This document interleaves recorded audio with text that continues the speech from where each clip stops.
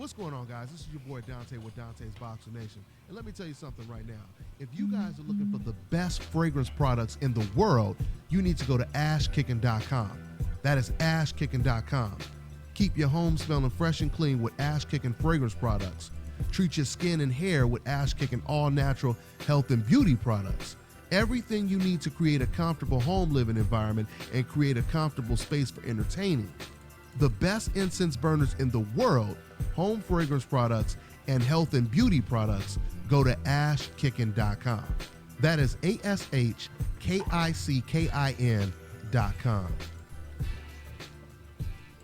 Brothers and sisters, I don't know what this world is coming to.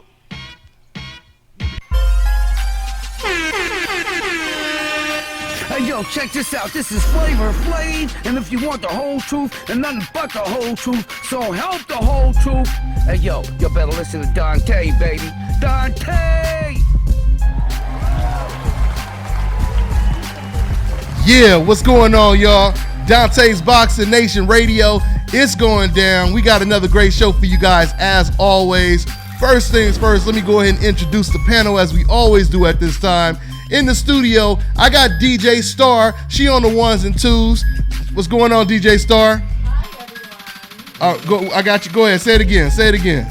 Hey, everyone. What's up? That's what it is. Her mic is on now. I got my man, co-host Milton in the studio. What's going on, fam? Not much, fam. What's good, nation? All right.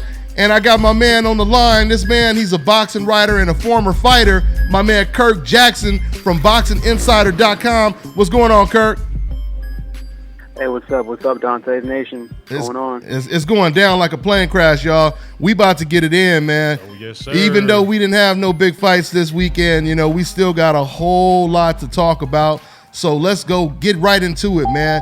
Hey, man, the first thing I want to say is congratulations to my man, Nico Hernandez. He was the bronze medalist at the Olympics 2016. He just made his debut and got a first-round knockout, man. So congratulations to Nico Hernandez. He's on his way. Oh, yes, sir. Let's go ahead and we got a lot to talk about, Milton. Like I said, I want to talk about this Mayweather interview that he did talking about Golovkin versus Danny Jacobs. We're going to talk about, of course, Carolla losing to Linares for a second time. Carolla or Linares, he looked really, really good, man. Look spectacular, man. Yeah, so let's open up, light, and we get into it, man. Abel Sanchez, he had a lot to say, and when they ain't fighting, they talking. Yeah, and Virgil Hunter had a lot to say in response to him, man. So let's go ahead and talk about all of that. So Milton, let's go ahead and get started with you, man. Right, man. So Linares, he was very impressive. Rematch against Carolla. He dominated, knocked him down. Break it down. How did it go down, and how did you rate his performance? Spectacular fight. I mean, of course, they came out, he started building it up. One thing I will say is, and I think what happened was Carolla allowed him to establish a rhythm. Okay. Once Linares got into rhythm, man, he was gliding across the canvas, man. I mean, he almost looked like a damn figure skater. Yeah. This cat was moving in and out.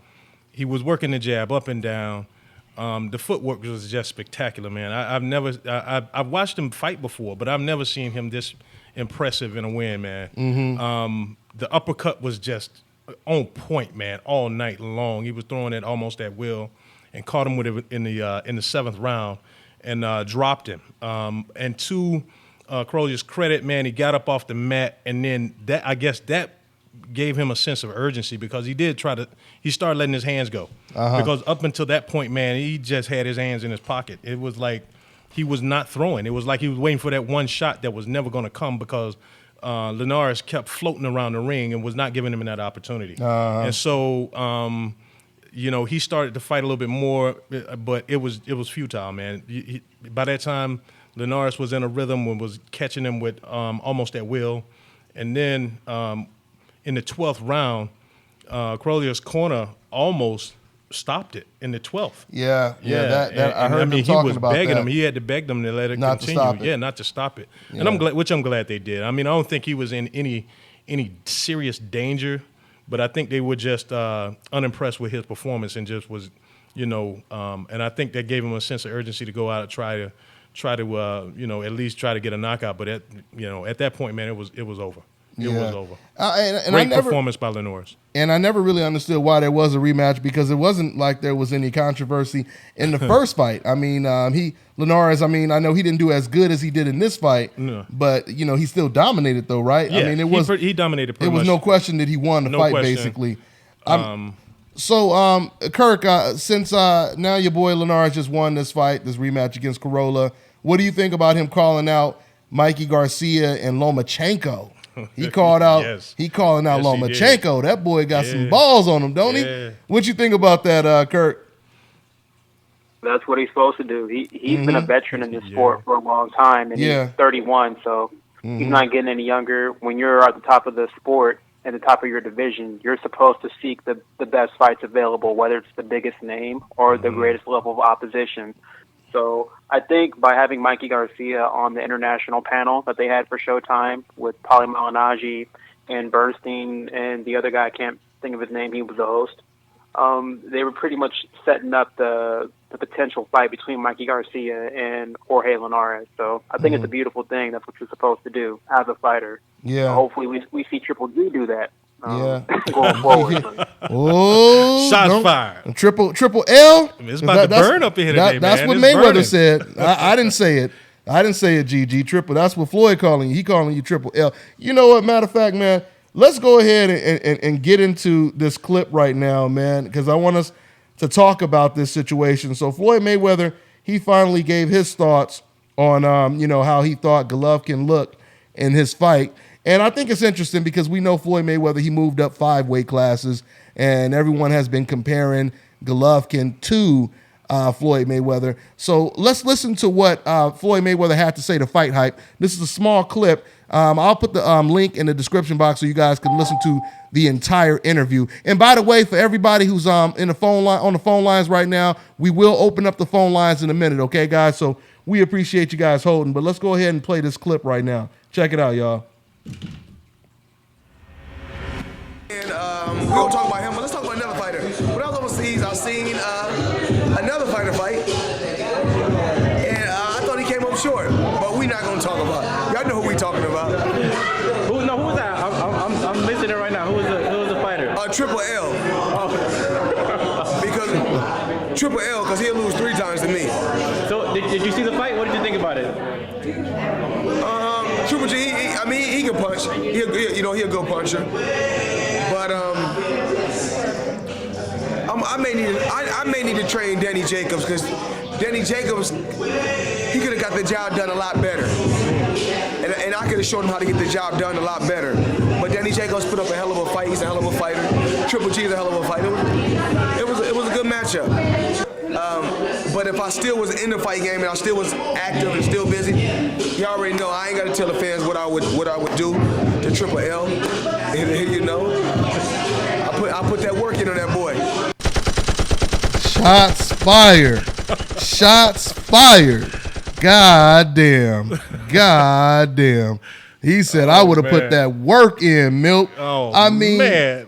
Called the man Triple L. He said, I call him Triple L because I would have beat him 3 times. But see, we was talking about, that's what's got that boy making money, man. Yes, he had the gift of the gab. Yes, I call it that domino talk. You know, that basketball domino talk right there. He running to Boston at the table. Yeah. You know what I'm saying? At the spades table. But seriously though, do you think that Floyd Mayweather, or do you think Golovkin would have ever had a chance with Floyd Mayweather in his prime, even if it was at 147, and they met at, I don't know, like 158 or 155? What do you think? I do not think he has a chance. Especially after watching that Jacobs fight. No. But just imagine if they were the same weight class. Oh my God, man. Floyd would have stopped him, man.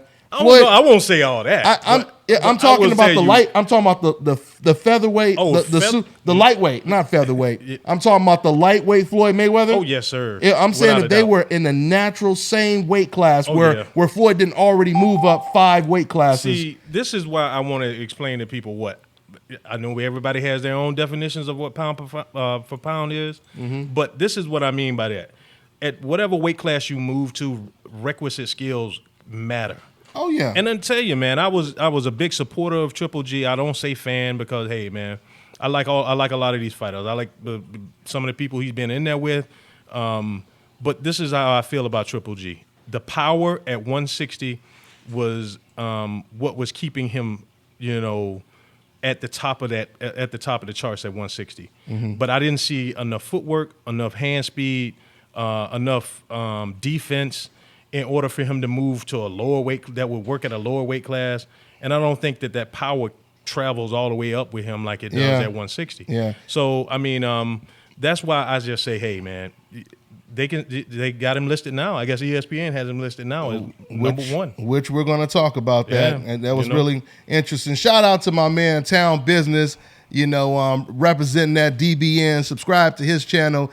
I sent him out there to the Virgil Hunter gym. He got an excellent interview. Did a great job with Virgil Hunter, and he asked Virgil about that. Matter of fact, he was like, "What do you think about ESPN rating Golovkin, number one pound for pound over Ward?" Which they said that it was already established that the winner of Kovalev Ward was going to be considered number one, the best fighter in the world.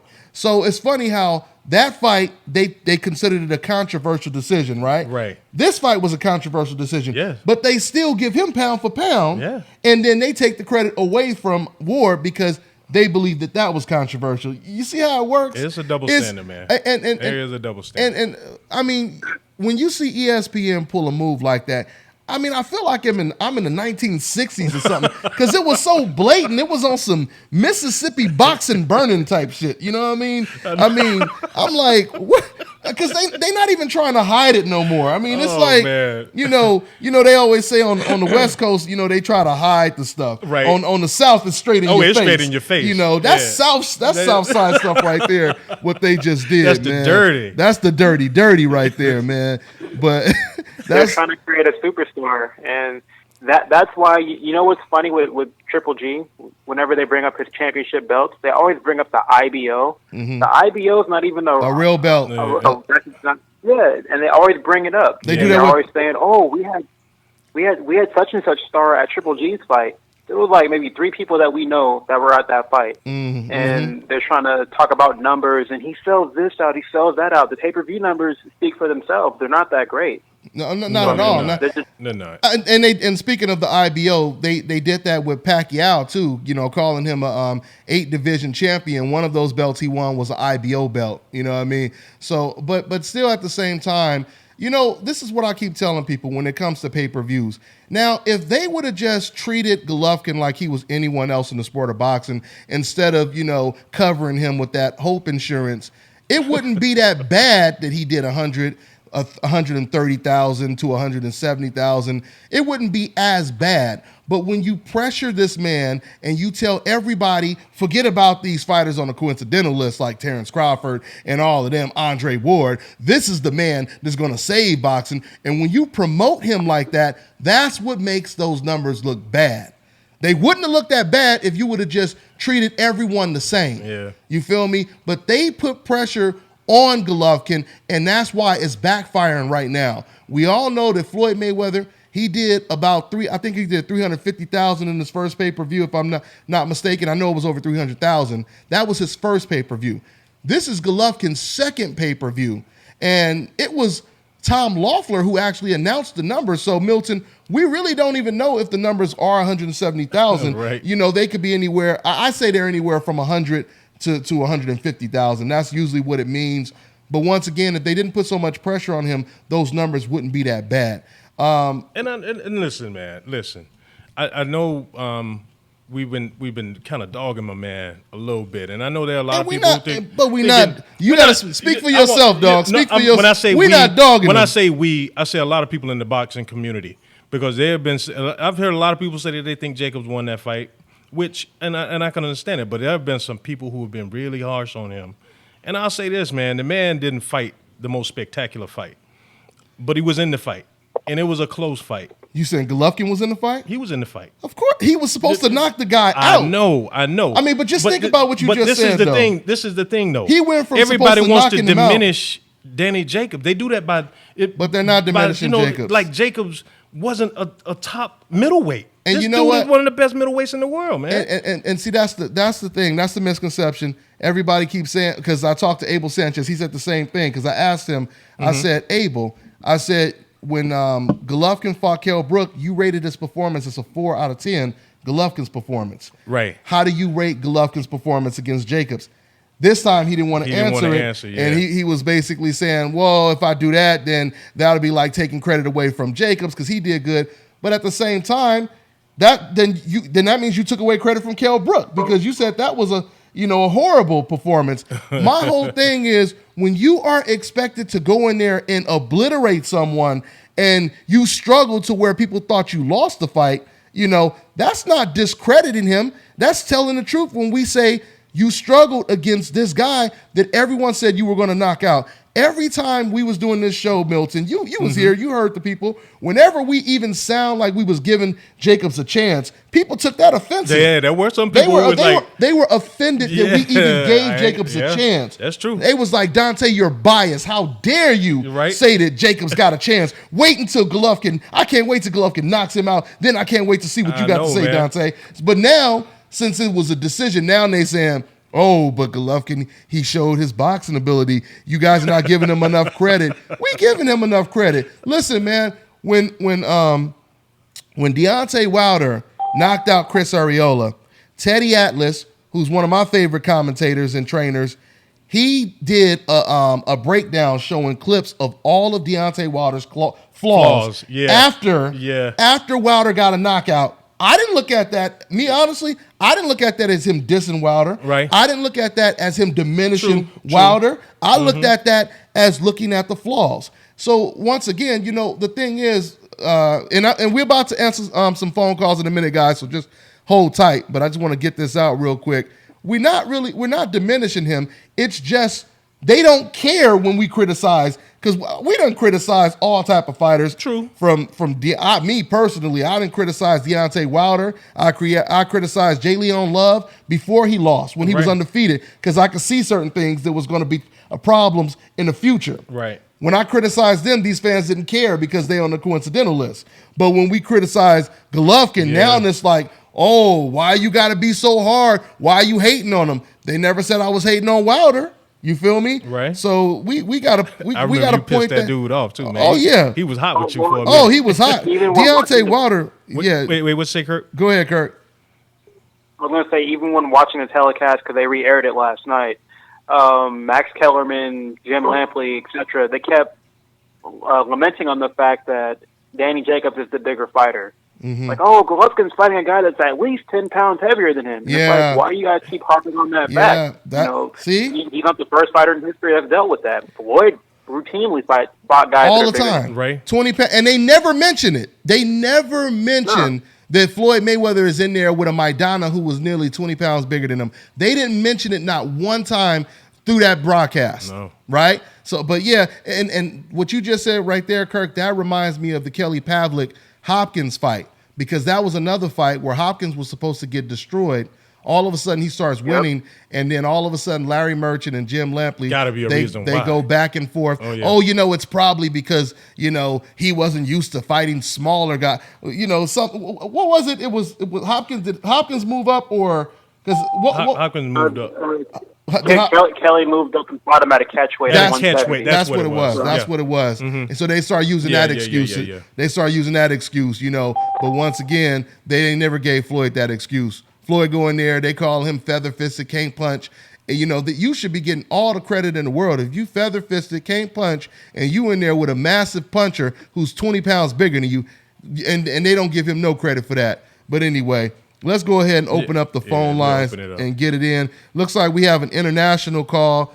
We got 447. What's going on, man? What's your name? Where you calling from? What's going on, man? Hello? He probably don't even know I'm talking to him because I'm trying to call out this. We got an international number starting with 447 before I hang up on you. You there? All right. We'll go to the next one. All right, so let's go to the next one. We got 503. What's going on, 503? What's your name? Where you calling from? Hey, what's going on, brothers? There's that Dante, Milton, Kirk. What's up? How y'all? Hey, we good. What's good, family? What's up with you? What's on your mind? Oh yeah, it's Jelani from Atlanta, man. From the A. Yeah. Okay, from Milton backyard. Yeah, that's right. That's right. Yeah. Oh man, just commenting on. I didn't get a chance to call y'all after Jacobs Golovkin, man, but yeah, I mean, I had to change my pick on that because I eventually, initially picked Golovkin, but I thought about it. I was like, man, Jacobs probably outboxed this dude, man. But yeah, it was like it was an excellent performance by Jacob. I mean, I guess he, you know, he kind of respected him too much, man. You know, he did. But you know, if they rematch, you know, go ahead. No, my bad. He did. I said he did respect him a little too much, but go ahead. Oh yeah, man. You know, I made a mistake on Monday, man, because I was like real hyped about it. So I don't know. I guess did y'all have a show after that on that Sunday? Yeah, we did. Yeah, we did. Oh man, see, yeah, I missed that show, man. So I was like, man, I gotta call somebody, man. So I had like a break. I called. I ain't gonna shout out the name, but that dude worked for ESPN, man. Yeah, like a show, and trying to educate him, man, on because it was a casual, man. But he's a big dude, big platform, I guess. But whatever, Stephen A. Smith, man, he had a show, right? And I was like, hey, man, I called this dude. I had Jacobs winning, and all they would talk about is you know, Let me guess. He said Golovkin won easy. Is that what Stephen said? Yeah, man. Yeah, he said he won easy, man, and then the dude is a very rude guy, man. Yeah, he's a very rude guy, man. I called. I was like, hey, man.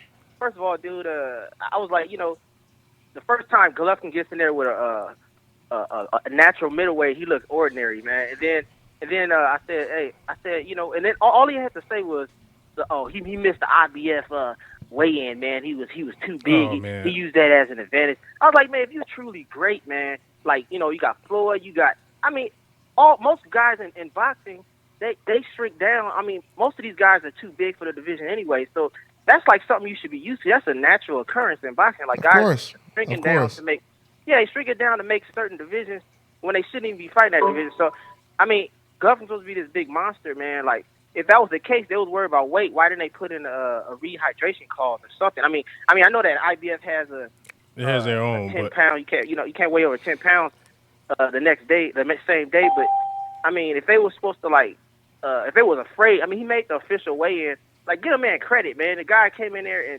and outboxed and. Well, you know, I hate to say it, man, but you know, Stephen A. Smith, you know, he has a night job too. He's a coon bus driver, you know what I'm saying? So he don't just sit on the bus, he drives the bus. He picks up other coons and drops them off till they stops. You know what I'm saying? So I mean, listen, that's why. How do you think I knew automatically? I didn't even hear Stephen A. Smith talk about this fight, but I automatically knew that you were going to say he was going to use every single talking point that anyone who's on the hope list or supporting the hope list would basically use. And it's unfortunate, you know, because Steve, it's so unfortunate because Steve, you know, Stephen Smith, he has such a powerful voice and it could be used in such a positive way, you know what I'm saying, to fight against the injustices, but he doesn't use it like that. And it's unfortunate because, you know, a lot of people, they get indoctrinated and hypnotized by, you know, a lot of the ignorance out there, and it makes them feel guilty. So they feel they have to cater, you know, to people who push that rhetoric. I know, like man. Grand Wizards, like Jim Lampley, Grand Wizards of the decafs, you know, like Jim Lampley. And then they start thinking that's the norm. But, you know, shout out to Joey Spencer too, man. Hot prospect who trains out there in at the Virgil Hunter gym, man. My boy Town Business interviewed him. And, you know, he talked about the propaganda, and I was like, wow, this dude is deep. And he talked about this on his own. He said, you know, it's not fair the way HBO, they push certain fighters like Roman Gonzalez, Golovkin, telling people that they're pound for pound. And he said that's just propaganda. And he said, and when fighters like Roman Gonzalez don't even last that long in the sport, when the real fighters like Andre Ward and Floyd Mayweather and Lomachenko, he said those are the fighters that are really, the talented ones that should be getting that type of credit. Right. But he talked, and this was a young cat, man. He talked about the propaganda and everything. I caught some of that. Yeah, too. man. So shout out to Joey Spencer, man. Mm-hmm. Look out for him. He's an amateur prospect, but he's about to turn pro, man. But hey, man. But that was a good question, and thanks for your call. All right, man. I appreciate it. Hey, man, one more thing, man. Hey, this Lomachenko thing, man, with this pound for pound, man. Hey, I don't see how you pound for pound. Number one, you got to defeat against Salido, man. Like, yeah, hey, he man, has to rectify that. He got to rectify that, man. But for somebody to take out Gary Russell Jr. and Nicholas Walters, I got to give him, man. We got to give him props. Yeah. Those are two tremendous, what about Nicholas? talented fighters. They forced him into that fight. Wasn't that like how did that go? I don't know. Well, what it was, he had been off almost a year layoff, or a little over a year. They didn't really force him. They didn't force him. He wanted it. Yeah, he wanted to fight. They tried to negotiate the fight like maybe 6 months before, right. But they was trying to give Nicholas Walters crumbs. Yeah, they wanted to give Lomachenko close to $1 million and give Nicholas like less than half or something like that. Like so he turned the fight down exactly. Mm-hmm. And then they said, and then Loma was like, if you win, I'll give you an extra, some crazy side deal. And then eventually, I guess they started talking right. And then he came back to the table. Walters did, and he lost. So I mean, I'm just I'm always gonna be real with it. It was no excuses as far as I'm concerned. I give Lomachenko a lot of credit for beating somebody like Nicholas Walters and Gary Russell, even though I do feel a Gary Russell rematch would be a lot different. I think it would be too. I also feel that there are other fighters out there that are going to give Lomachenko a run for his money. I mean, he's got his hands full, especially if he keeps moving up in weight, which he's planning on doing. He's calling out Mikey Garcia. That would be a good fight, but yeah, man, I have him somewhere in the top 5. Me personally, I know, and and we almost in the minority because I do hear a lot of people say what my man just said is how can he be pound for pound? He only has this amount of fights, and he got the loss to Salido. He does have to show that he could beat Salido in the rematch, but Salido is real damaged goods now. After all the wars he done had with Francisco Vargas and all that kind of stuff. So we need to see him probably in there with a new type of Orlando Salido, maybe. Yeah, maybe. That's probably what it is, man. But thanks for your call, brother. Take care, all right, man? Hey, thank y'all, man. Y'all have a great show, man. Hey, thank you, man. Take care, man. Hey, and just to kind of hit one point he was making, Triple G, when he dropped Jacobs and Jacobs got up, and then the next round Jacobs came back. Yeah. I think that was at the point where he was like, hold on, man.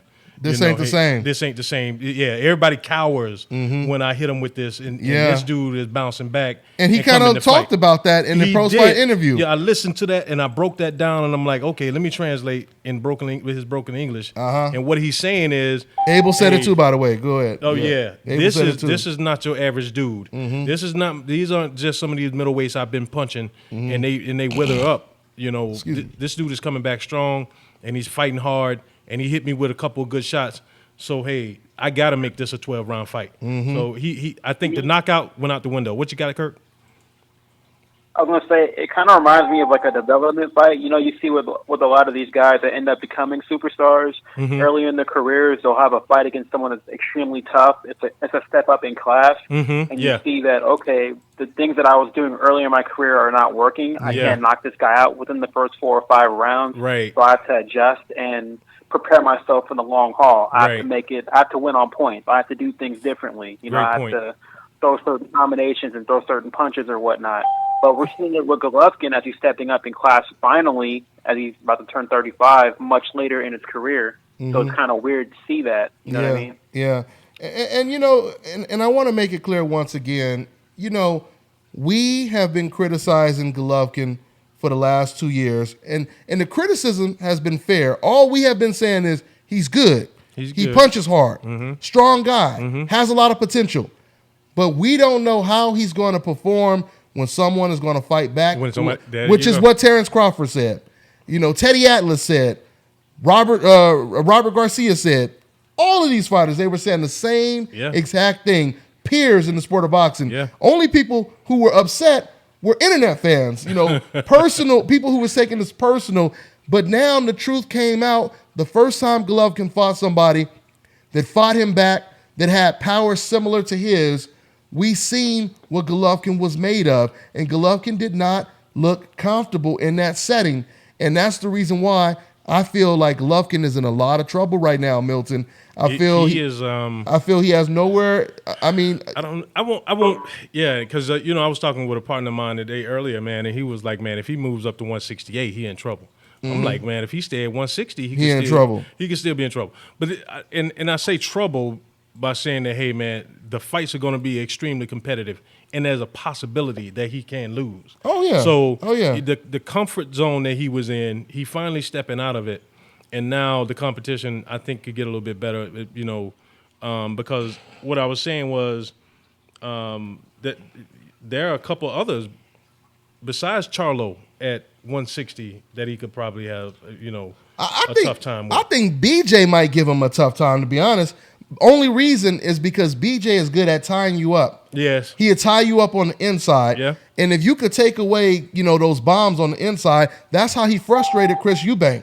He frustrated. That's how he beat Eubank. He frustrated him by tying him up. Yeah. If he can tie up Golovkin and get off some fancy, combinations, I'm not saying I'm picking him. I'm just saying I don't see that as a Martin Murray, David Lemieux type of performance. Right. And the confidence. Because and I will say this, Saunders has some decent footwork. Yeah, he does. He does. Remember the Andy Lee fight? Yeah. I mean, he moved He's beautiful. quick. And he caught Andy Lee with a quick, what was it, an uppercut he caught him with? I can't remember. I don't remember because he caught him with a couple things. Yeah, he dropped him. Mm-hmm. And he just boxed circles around Andy Lee. Mm-hmm. And Andy Lee has power. Andy Lee has freakish power. Freakish power, yeah. That's why, even though he's been knocked out so many times, people still, they don't want to really mess with him like that because they know he has a reputation of having that Thomas Hearns type power. Yeah. Very strong, very tall, and Nadam is out there too. I almost forgot about Hassan Nadam. Yeah. Remember, Hassan Nadam, what about him? He's at 160. He has power. He has power. He has power. I mean, he could give Golovkin a good fight. He could give Golovkin a good fight, but right now, it's interesting because we heard Abel Sanchez. He basically said that if they don't get Canelo after BJ, they're going up to 168. You know what I mean? And the thing is, it's funny because at the same time, while Abel was telling me there's no reason to give Jacobs a rematch right now, he was saying that he didn't believe Andre Ward would give Kovalev a rematch, even though it was Ward that sent Kovalev the contract. Right. Because, Kovalev already signed the contract. And I know we got a lot of people waiting. But it was something, man. I read a tweet from Andre Ward, and he was talking about the contract. It was answering Kovalev saying that, I've already signed the contract. Now son of judges needs to sign the contract, which that's hilarious. Yeah. I got it. Whoever came up with that one, that's funny as hell. But anyway, he said, it's up for son of judges to sign the contract now. And Ward clapped back and said, hey, you probably need to read your contract. Well, you better stop rushing and pay attention to what you read. Pay attention to what you signed. Mess around and get $50 for the fight, then you're going to be complaining later on. At the end, he said, then they got you again. It was like I'm trying to figure out what was going on, and even Virgil said it yesterday. He was like, "Yeah, he probably should have read that contract." And I'm trying to figure out what's in this contract, man. No, I mean honestly, what you think it could be, Kurt? What's in that contract, man? I think it's funny. Like I said, people they doubted Andre would even fight Kovalev to begin with the first time. Yeah, that's true. Mm-hmm. They were saying, "Oh, he's too scared," and this and that, and they were, critical of him actually having warm-up fights, for being, on a layoff. They were critical of that. Yeah. They don't mind anyone else having tune-up. Yeah, they don't mind Kovalev beating on a 50-year-old Bernard Hopkins not and at all. Fighting Shalimba Absolutely. and guys like that, or they don't mind Golovkin going through his resume of, not even solid. I was going to say sorry opposition for the most part. Not all of it is fault, of course, but so people didn't believe he was going to fight Kovalev to begin with. He did that, and then now they were mad at him for not rematching Kovalev on Kovalev's time. On their time. Right. When you're the champion, when you win that fight, you control the terms. You dictate what goes on, basically. And he wanted to make sure that the terms were, more so in his favor, or just on a better, where he had better leverage, or had more, control of the situation. So right. I knew the fight was going to, happen at some point, and I'm glad he clapped back with that response, telling them to, look, you need to read the contract before you go spazzing off on me. Right. Like, you really need to, see what's going on with your company, with your promoter. Right. With Kathy, too, because she's been known to screw fighters over herself. Oh, yeah. So. Absolutely. And once again, man, I want to say to everybody watching, everybody, jumping around in the comment section, if you disagree with anything we have to say, if you feel we've been too hard on Golovkin and you feel he needs way more credit, if you feel that he would get treated better, more credit. Yeah, if you feel that he would get treated for better for any other reason, call in, man. Call in and tell us what's on your mind. Don't be afraid, because if that's what you really believe, you shouldn't be afraid. If you're afraid, it's because you know damn well what you thinking don't make no damn sense, and you're cheerleading, and that's what it really come down to. So, DJ Star, how's things looking over there in the chat room right now? Just a bunch of debates. Just a bunch of debates right now? Okay. Basically, if you guys can probably, go off that subject, soon. They want to talk about something else. I mean, well, they did start mentioning, what about... They always, in the chat room, they always talking about 20 different things, so that's nothing new. But maybe Canelo and, Triple G. Oh, yeah. We're gonna talk about all of that. But we still do have more to talk about when it comes to the Golovkin situation, because I do want to talk about we're gonna take a call right now, but I do want to play a clip of Virgil Hunter, saying that he wants to go, he wants Ward to go down to 168 if Golovkin goes up to 168. So we're going to talk about that as well. But did I still have my man on? Okay, so we're going to go to the next call then. The international? No, did he call? He called back, didn't he? Yeah, he called back.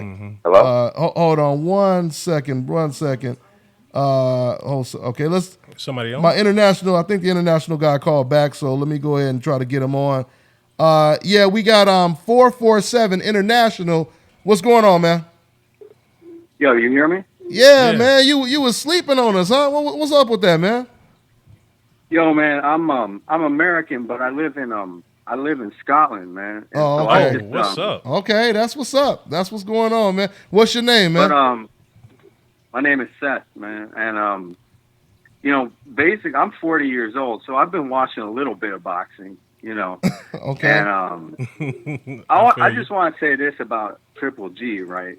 I liked your analogy. You said he's like the dude in the dry ass desert. I like that one. Yeah. And then all of a sudden Jacobs comes in and whoops his ass. And the thing is, right, is this is the thing that confused me, right? Is Kevin Kelly said that he likes Triple G, right? He said. Now understand real quick. Kevin Kelly actually works with Golovkin, just to let you know. He's managed by Tom Loeffler. But go ahead, though. Okay. Well, that's interesting. But one thing Kelly did say, and a few people did mention, was that, and this was them trying to big up Jacobs, saying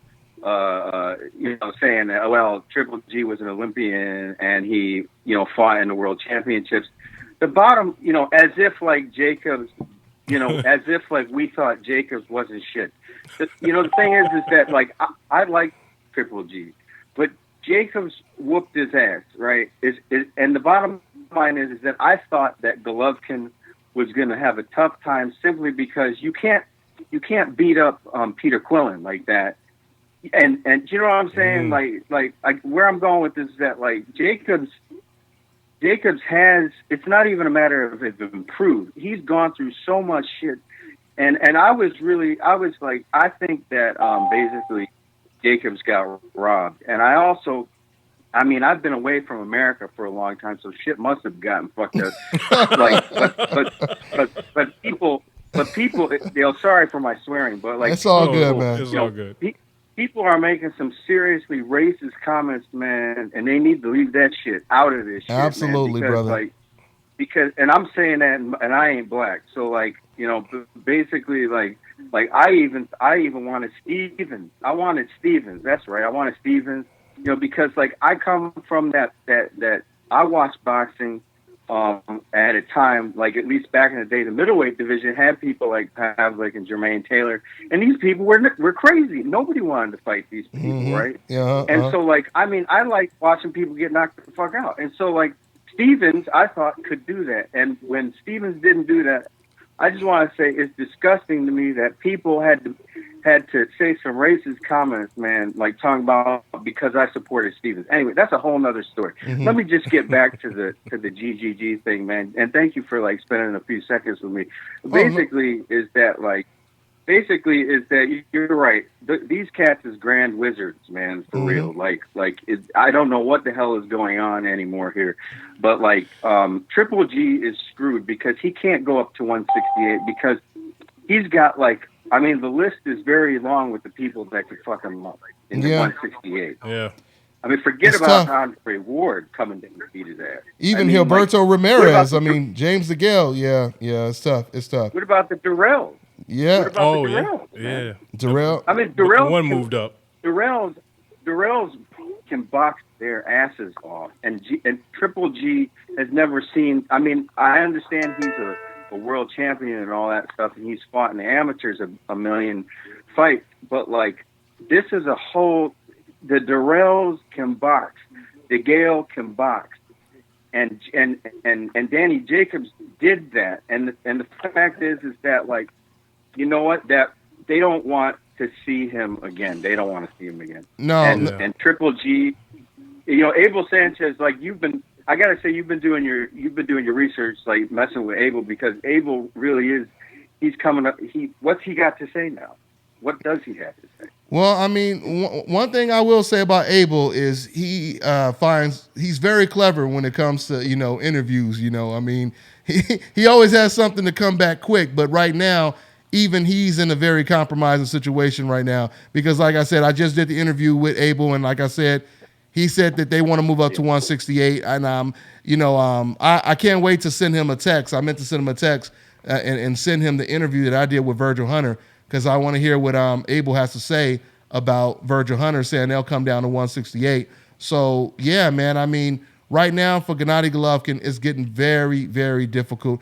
Outside of Canelo Alvarez and BJ Saunders, I see Golovkin really, really struggling against anyone else. A rematch with Jacobs and, Gilberto Ramirez, who's a volume puncher, looked very good against Arthur Abraham. James DeGale can switch back and forth righty-lefty just like Jacobs did, but he can do it even better and fight on the inside, something that Jacobs didn't do. So it's really tough, man. Right. And you know what? I really do appreciate you, addressing the double standards, because we do need people of different races to address this, because, it shouldn't look like it's just one demographic bringing it up. When there's a group of people bringing it up, that's when, it shines more of a light on it, So I really give you, a lot of credit for acknowledging that, man. We need to be realistic about this stuff, So that's what that pretty much is. Hey, Dante, I'm on. Okay, my man, Barbershop Conversations. Go ahead, man. Go ahead, Scotland. Oh no! Basically, I just want to say this. I was paying attention to the Linares fight against Crawler, and living in the UK. I mean, they are boxing maniacs, and it's a beautiful thing. But Linares whooped his ass, but I think going up against Mikey Garcia is a whole nother situation. Oh yeah, I think whole different. We spoke on that a little while ago. I think Garcia is the truth, the same way Errol Spence is the truth. And I don't want to step on anybody's toes that's in the UK and the chat room, but Spence is about to fuck up your man. Hey, hey, Church. See, they can't get mad at me. See, because when I say it, Church. you know, motherfuckers, they want to send me, you know, poison in my mailbox and all kind of stuff like that. You know, so you're not just hearing it from me. You know, so that's pretty much what it is, man. That's pretty much what it is.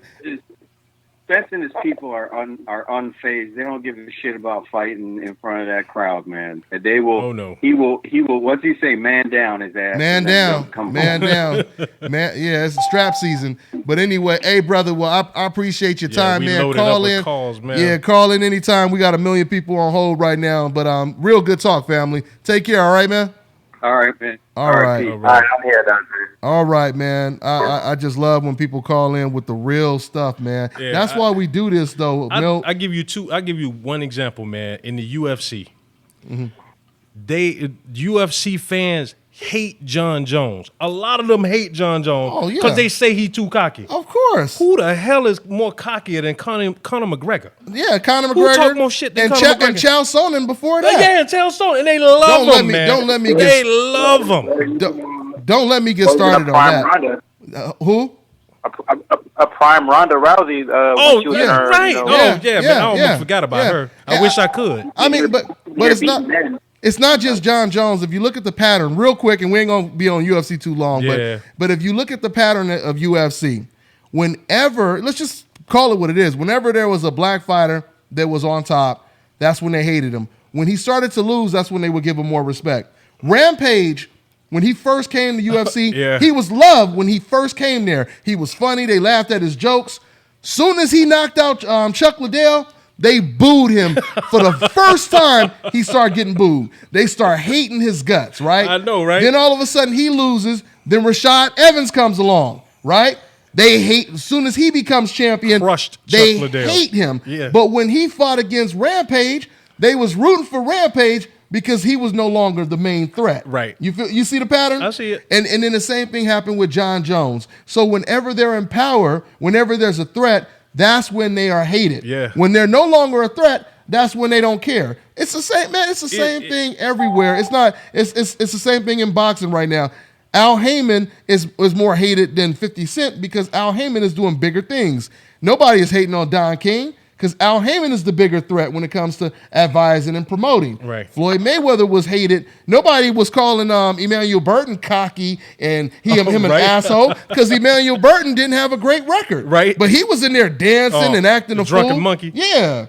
But if you pound for pound the best fighter in the world, you arrogant and you a bastard, and that, you feel me? I feel you. So I know where this it is. We preaching to class the choir, is in man. session. Yeah, class is in session right now. Barbershop Conversations. What's going on, man? Hey, how y'all feel, man? Feeling good. My man Fred. Hey, y'all subscribe to Barbershop Conversations. Another one, always speaking that truth, because y'all know that's pretty much what we do. So, hey, Barbershop. Before we take another call, we got a whole lot of people on hold right now, and guys, we about to take another call in a minute. Just give us a second. But Barbershop, let's start with you, man. So, what do you think? I'm gonna play this clip, man. Now, Abel Sanchez, he just basically said that after BJ Saunders, they're not really that interested in playing around with Canelo, and they talking about moving up to 168, but then at the same time, your boy Virgil Hunter, he had something surprising to say. Let me go ahead and play. I heard that. Yeah, but I'm gonna play the clip so everybody can hear it real quick, and then give me your thoughts on this. Absolutely. We're willing to fight him, and if history moves him up in weight, we'll fight him. We'll fight him there. So, we have unfinished business at light heavyweight. I don't know if we'll go back down, but he's not a light heavyweight. He's still a middleweight, super middleweight. So time will tell. If we move back down, there shouldn't be any reason now why he wouldn't fight us. He should have a real good reason. I don't think they could use those excuses again. After we finish with Kovalev, and then if we decide to move back down. So Andre still can make 168 if need be. So it wouldn't be a problem him going back. If Triple G said we'll fight Andre Ward at 168, Andre Ward could make 168, and the fight could happen. course he can make 168. And if the money's right, that's most what it is. definitely. He's still a super middleweight. That's what it is, man. That's what it is. So Barbershop, what is Golovkin? Golovkin is trapped. Your boy is trapped right now. I mean, what is Fred? Hey, it's like, hey, you know what it is? Hey, it's like checkers, man. You know when you're playing against a guy that got four flying kings, and you stuck in the middle of, you go left. If you take that double jump, the game is over. You know what I mean? So he's good analogy. Yeah, good analogy. He's stuck between a rock and a hard place, man. A hard-ass place. I'm Andre Ward. Here's when the same thing Floyd did when he left Top Rank is the same position, similar position that Andre Ward in. He literally can hold HBO hostage. Mm-hmm. You understand what I'm saying? Mm-hmm. If he beats Kovalev again and demand Triple G after that fight, what are fight fans going to expect and want and desire? Oh, yeah. Mm-hmm. Absolutely. You know what I mean? Go down and fight Canelo at 60? But you made an excellent point, man. Him being able to hold HBO hostage because that would certainly give him leverage, and HBO forcing him out of 168. That would be kind of a feather in his cap if he could do that. And they said. And they send him on a death mission, basically, HBO. Right. They send, what do they call it when you send somebody on what kind of mission? Kamikaze. Yeah, like a kamikaze mission. Yeah. That was actually the word I was looking for. Yeah. They sent him on a kamikaze mission. A suicide mission. Yeah. They was like, this is what we going to do with this bastard, Andre Ward. We going to get him to leave alone Golovkin. We going to have his ass move up and possibly lose to Kovalev and get him out of our hair. And then he ended up beating Kovalev. And imagine if he beats him again and he comes back. They over here thinking that Andre Ward is dead. All of a sudden, they get a knock at the door. Andre Ward is like, guys, it's me. So can I get Kovalev now? Can I get Golovkin now? You know what I'm saying?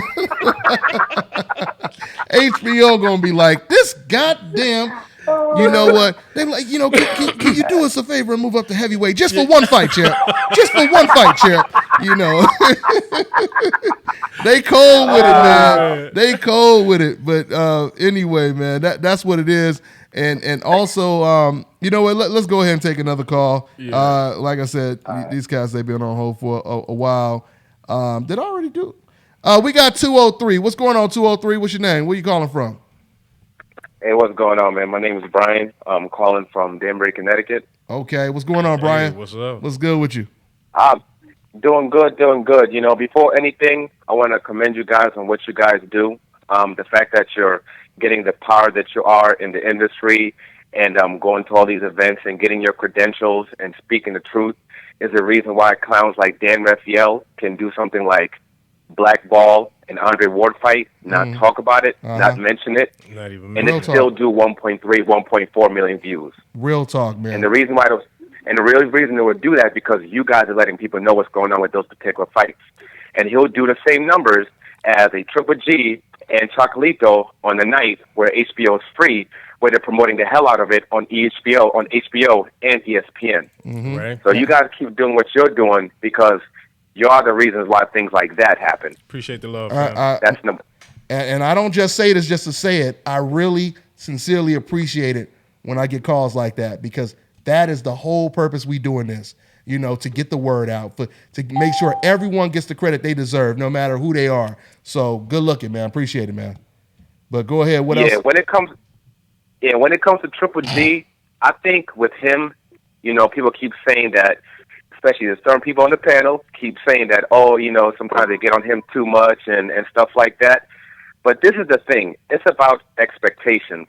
Yes. When you're Keith Thurman and you're talking about you're going to burn money and you want Floyd, even though you had a good, fight against Bundu, it ends up kind of, being a downer and looking like trash because people expecting you to do what Earl Spence did to Bundu with the way you were talking. Yep. Right. When you say somebody like a Chocolito is number one pound for pound, even though this dude's busting his tail and he's working his ass off and he's having this life and death fights, you can't enjoy it because you're looking at it and saying, That's not pound for pound number one material right there. You're not saying, yo, that's a great fight. You're looking at it like, he's not what they're saying they are. So when it comes to somebody like Triple G and you're saying you'll beat up anybody from 154 to 175, you're talking about knocking out 175-pounders, you're refusing to fight Lara, who's willing to come up to 160. You'll go all the way up to 172 to fight Carl Froch, but you Triple G are on ESPN talking about, oh, you want Andre Ward at 154 and you're the A side, and when they call you out on it, you're talking about, oh, maybe in like 2 years. You bring those things onto yourself because now you put a certain level of expectation. You, your people, and HBO have put you out as this killer, this destroyer, this super fighter. So when that's not what we see, and you're not facing the people that people want to see you fight to show how great you are, then you deserve everything that's being brought onto you. Thank you. And no one should feel sorry for him, and no one should be trying to, say, oh, people should be light on him. No, it's none of that. You put that on yourself. Floyd Mayweather talks a whole bunch of trash, but every time he gets into that ring, he backs it up. He handles his business, and he backs it up, fighting guys 15, 20 pounds bigger than him forever. So, we expect you to have that Mayweather versus Diego Corrales performance. You know what I mean? We expect you to have that Mayweather-Ricky Hatton performance, end-down performance. We expect you to have, especially since you're at your weight class. And he did it against top 10 pound-for-pound fighters. So we expect you to, that's what we're looking at you at, because this is expectation that's been put upon you. So people need to stop it with that. For all this, praising, what's it called, giving this guy excuse needs to stop because they put these expectations on them. They don't want to be criticized. Don't do it. Don't call yourself that. And like this, I know. Real talk. The point I was trying to make on the point I was trying to make was shots fired. Shots fired. Yeah, and you can't argue with shit he said. But the point I was trying to say was everybody was like, "Hey, man, this dude was straight trash." That's the point I was trying to make. And there's a lot of people. And I ain't talking about you. I'm not talking about you. But the majority there have been of people, a lot of people who have been like, man, Triple G was straight trash. He was hot garbage out that motherfucker. But and I'm like, hold on, man. But it's because of what I think they're saying is straight trash because they're looking at what they're saying he is. And the fans would make Golovkin look real bad too. I put it like this. Because when the fans would come out and they would discredit people who actually deserve, that type of praise, right? And then you praising this guy, like my man just said, and like I said earlier, when you set this guy on a pedestal and you telling us this is the dude you need to watch, forget about all these guys on the side. You need to look at him because he's the one that's going to make boxing, et cetera, et cetera. You put all that pressure. You put all that pressure on him, and then you got to blame it on them. When he doesn't deliver. That's what I'm saying. We never called him trash. Not necessarily on Triple G. But we never called him trash. We just said we had to see. We can't give him that credit until we see it. We can't give you the trophy until you prove you deserve the trophy. You know what I'm saying? You've been watching LeVar Ball. You have to put it on Triple G. You have to put it on Triple G because what's it called? He's basically co-signing it by not saying anything. When Marquez knocked out Manny Pacquiao, and he said, "Hey, do you want Floyd Mayweather next? You should fight Floyd Mayweather next." He didn't just go off with the BS that people were talking or try to run with it. He said, "No, that guy is on a different level, and if I get in the ring with him, the exact same thing that happened last time is going to happen again." Okay, so when Triple G does things like, so that's not what Triple G is doing. So by you being quiet or by you not saying certain things or by you trying to trash Andre Ward here and there, whatever, you're basically co-signing what these other people said because you have a mouth too.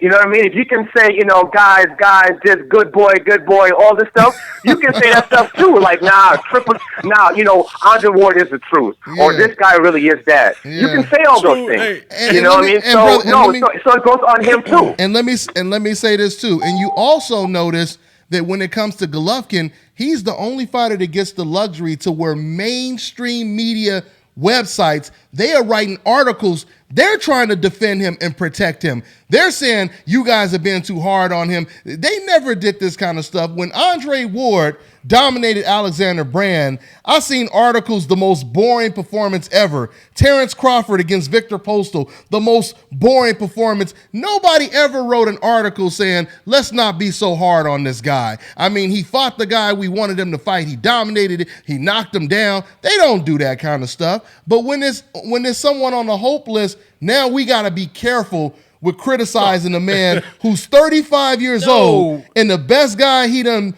beat is a controversial decision that he was supposed to obliterate because the guy was supposed to have a glass chin. But yeah, man, dog, I really appreciate you. Good call, man. Good we call. need you to call back, brother. But that was some good stuff, man. You lit it up, brother.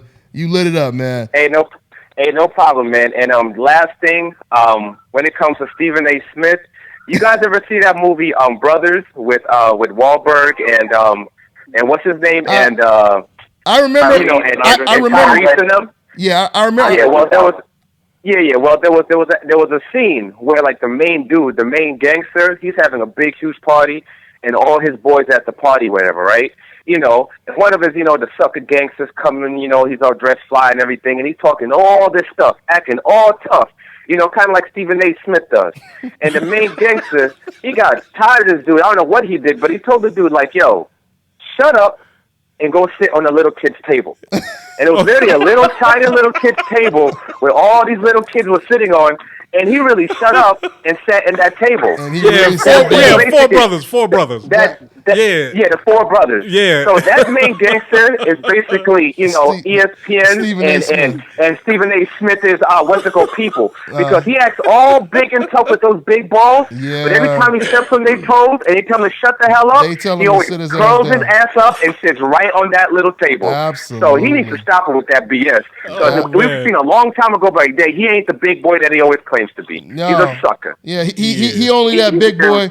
He only that big boy when he's showing out for them, basically. So he's only that big boy when he's talking bad about black athletes. That's what I don't see him talking that junk about Travis Brown. I don't see him talking that junk about War Machine. I don't see him talking about the stuff about whatever her name is that got knocked out, Ronda Rousey, who used to beat the bricks out of her boyfriend and put him in a hospital on multiple occasions. Yeah. But we don't hear nothing about that though. Yeah, we don't hear nothing about that. But she's supposed to be against domestic violence though. Let her tell it.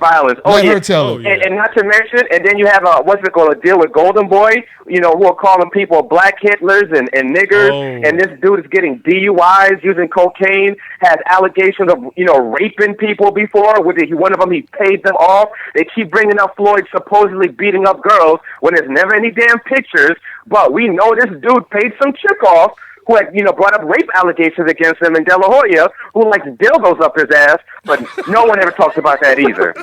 ESPN and ESPN has never said anything about any of that kind of stuff. When Floyd Mayweather went on ESPN to promote Badu Jack versus James DeGale, all he wanted to do was promote his fight. All ESPN wanted to do was talk about the domestic violence. And this is what's so unfortunate about that. When you do your time, that's why you go to jail. To pay your crimes, right? Pay your debt to society. Pay your debt to society. That's why you go to jail. If you don't do it again, you know what I'm saying? Then that means you fixed the problem, basically. Right. Mm-hmm. Now, I can see if you're one of those knuckleheads who keep screwing up every 6 months. So if you've already paid your debt, why are you still throwing that in a man's face? But that's the double standards that exist. Hey, brother, real good talk, man. Call in anytime, all right, family? Yeah, good luck. Thank y'all. Y'all have a good night. Hey, you too. You too, man.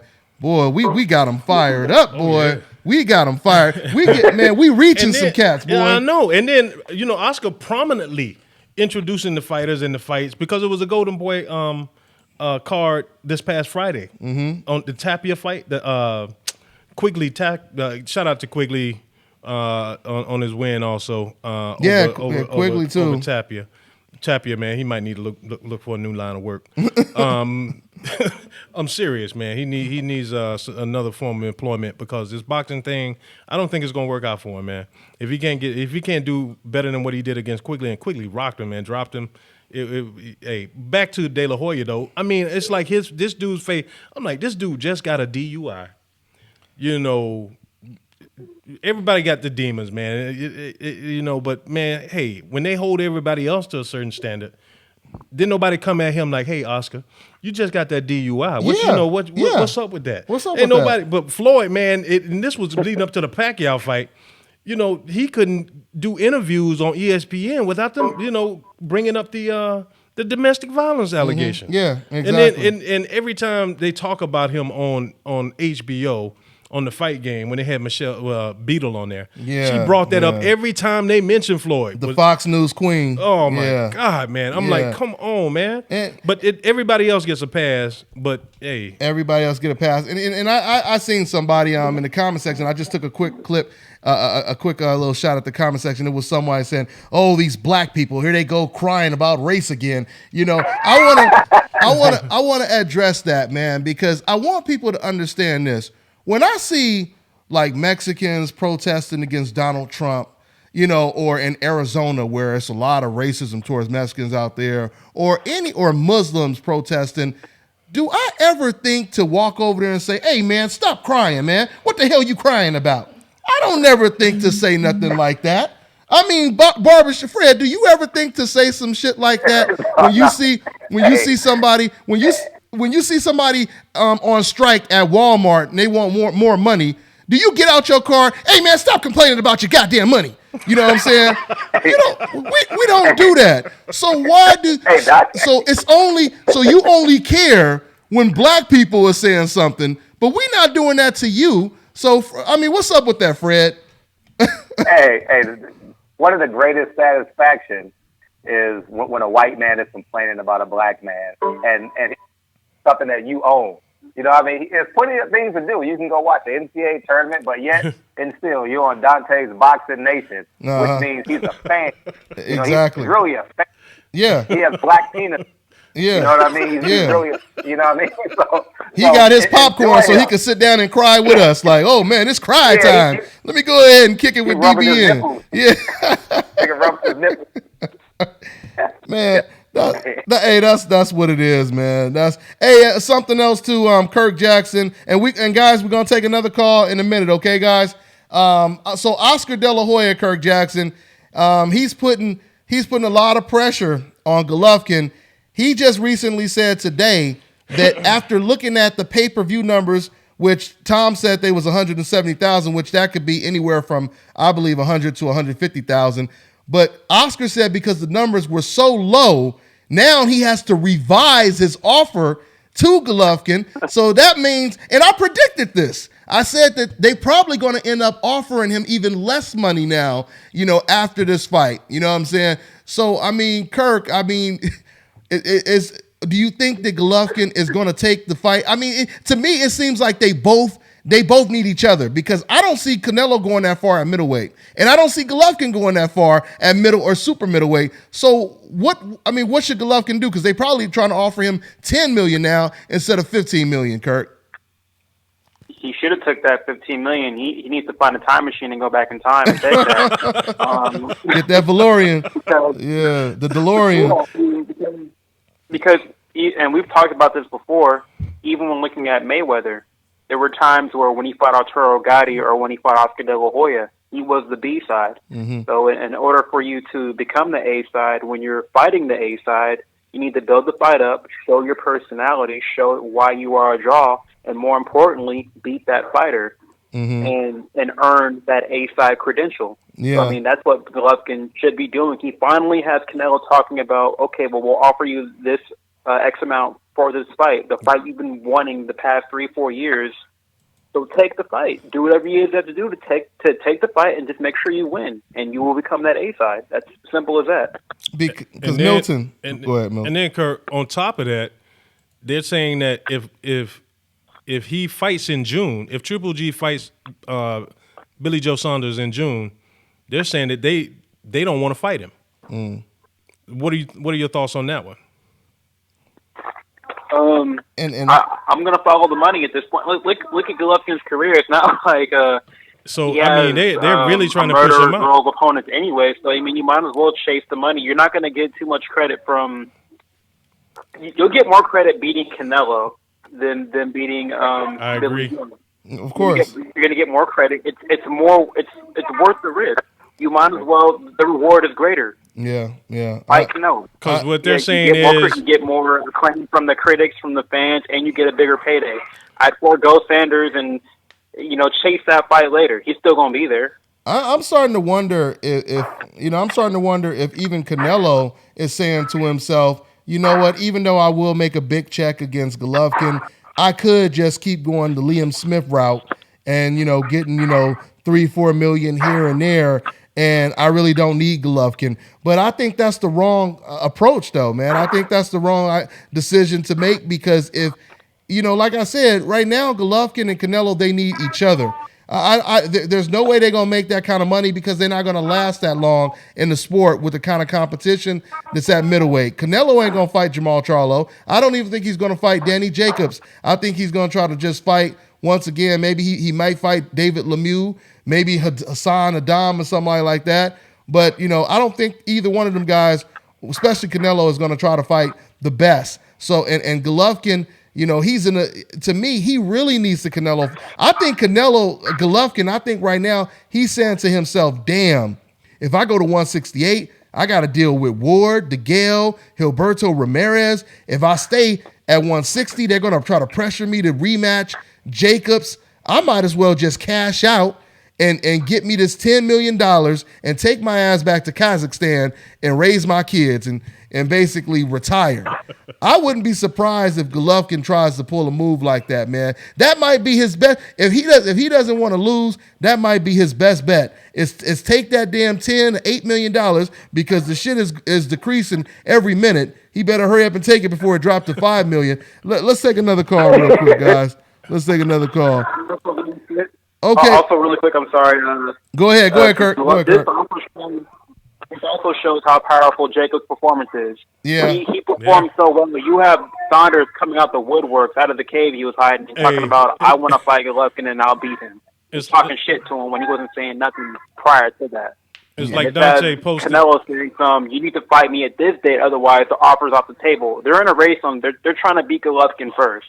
That's what they think. They saw some weaknesses that was exposed by Jacobs, and they're thinking, I want to get the credit for beating him first. I want to be the first. But Dante made a post a couple days ago calling him the most wanted man at middleweight. He put him up on a wanted poster. Yeah, because there's a lot of cats out there, man, that want that fight now. And it's so funny you beat me to it with you bringing that up, Milt, because I was just about to say it's funny because if you think about it, outside of Canelo, everybody else, they thinking, man, I can't wait. They looking at this man like a virgin right now. Yeah.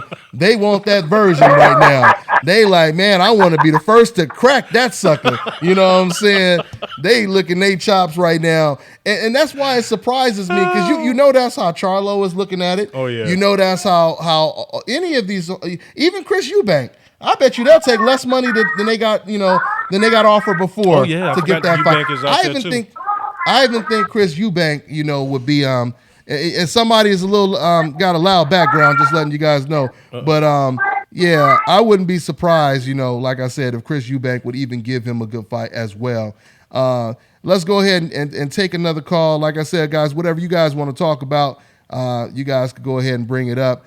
Let me go ahead and take the next call.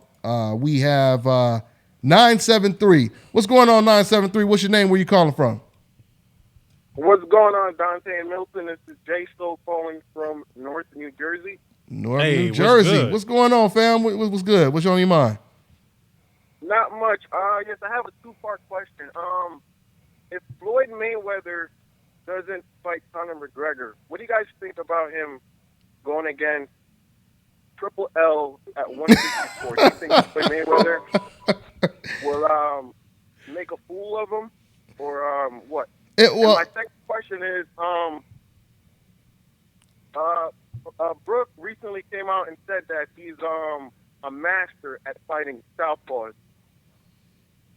Based on what you know of him, is he really a master at fighting southpaws? Because we all know Spence Jr. is a southpaw. Do you think Spence Jr. might run into some trouble, that he's a southpaw going against Brook, and that's all I have. Not at all, man.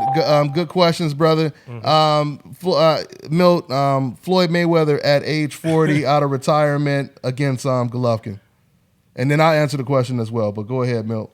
To tell you the truth, I think he still wins that easily at 154. Wow. At 154, Me too. I think he wins that easily. That's amazing. And at 154 too? Oh, yeah. He said at 154. Oh, yeah. Yeah. Oh, I thought he meant like having to go all the way up to 160 or something like that.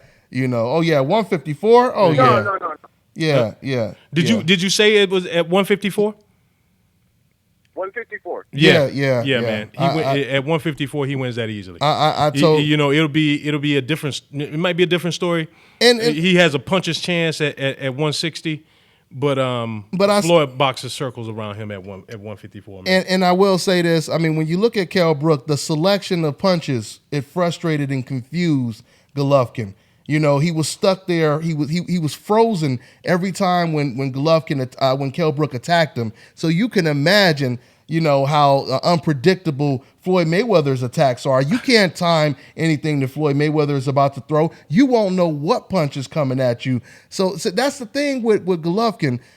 People, they look at him as this Tyson, but he's not a Tyson, though. He's not a type of person that's willing to walk through fire to land punches. When you attack him, he stands back and he blocks and he freezes. He freezes up. He's not the type of person who can transition from defense to offense. Yeah. He ain't like a shark that could just go underwater, pop out, and pull a seal down or some shit like that. He can't do that. And that's the reason why Floyd, at 154, that would be easy work. But if they were naturally the same weight, Floyd would do him like Arturo Gatti. Yeah. If they were naturally the same weight and Floyd didn't move up 5 weight classes, it would. If you saw the Linares versus Crowley fight this past weekend, it'll look something similar to that, like that yesterday.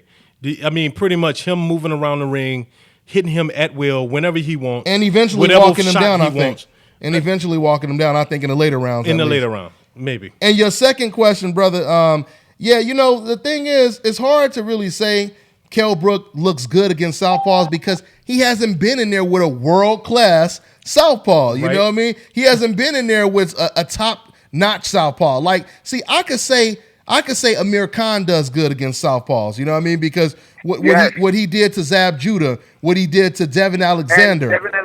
Right. Yeah, that's a person you could say does good against southpaws.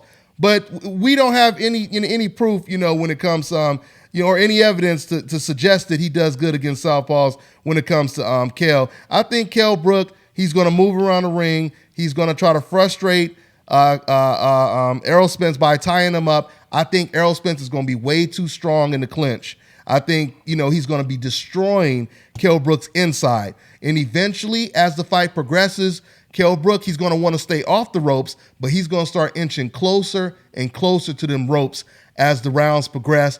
And eventually, he going to whisper to his trainers and say, let's go home and go get a drink. Yeah. You know what I'm saying? Let's call it a wrap. That's how I see the fight playing out. And that's no diss to Kell Brook. I still believe that Kell Brook is the best welterweight champion, at least. I still believe he's the most complete welterweight champion. I still believe this is going to be a tough fight, though. Don't get me wrong. I still think this is going to be a tough fight for the first half. No doubt Errol's going to have to figure him out, just like he had to figure out Bundu. But even though he was winning the majority of those rounds, he had to figure Bundu out. A lot of people didn't really pay attention to that. But I don't see this. I don't see Kell Brook having anything spectacular for the southpaw stance, man. But thanks for your question, brother. Not a problem. And I just want to say that you are doing a wonderful job and keep being 100% fair and balanced, man. Thank you, man. Thank you, brother. Man. Thank you, man. So yeah, man. I gotta ask, man. Hey, Kirk, you there, bro? Yeah. What is your feeling about Kell Brook? How do you feel about it? I know Dante thinking he's the best welterweight out there right now. What you thinking? I just want to see if we can get a consensus. And Fred too, we could ask him the same question. Yeah, but go ahead, Kirk. I forgot. Go ahead, Kirk. Fred from Barbershop. Yeah, Kell Brook, he proved a lot to me when he fought Sean Porter.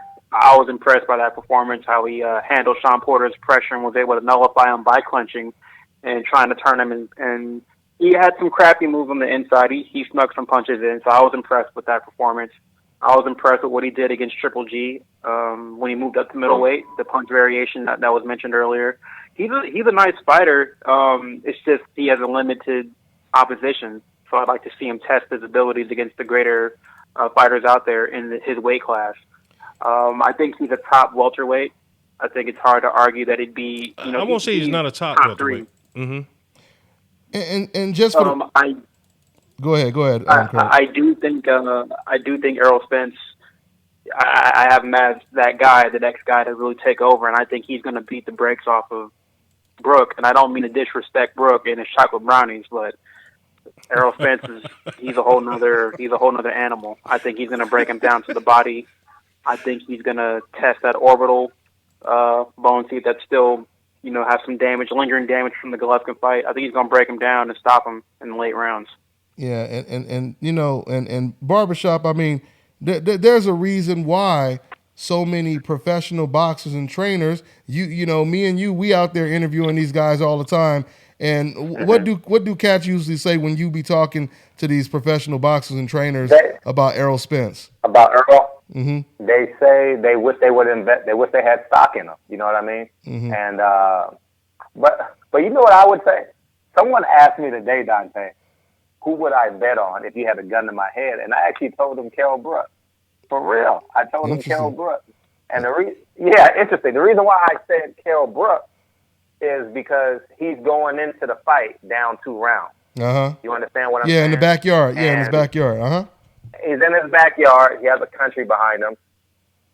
And the fight is overseas, and he's the IBF champion, which is run by Eddie Hearn. Mm-hmm. So there's a whole lot of entities that goes into this fight.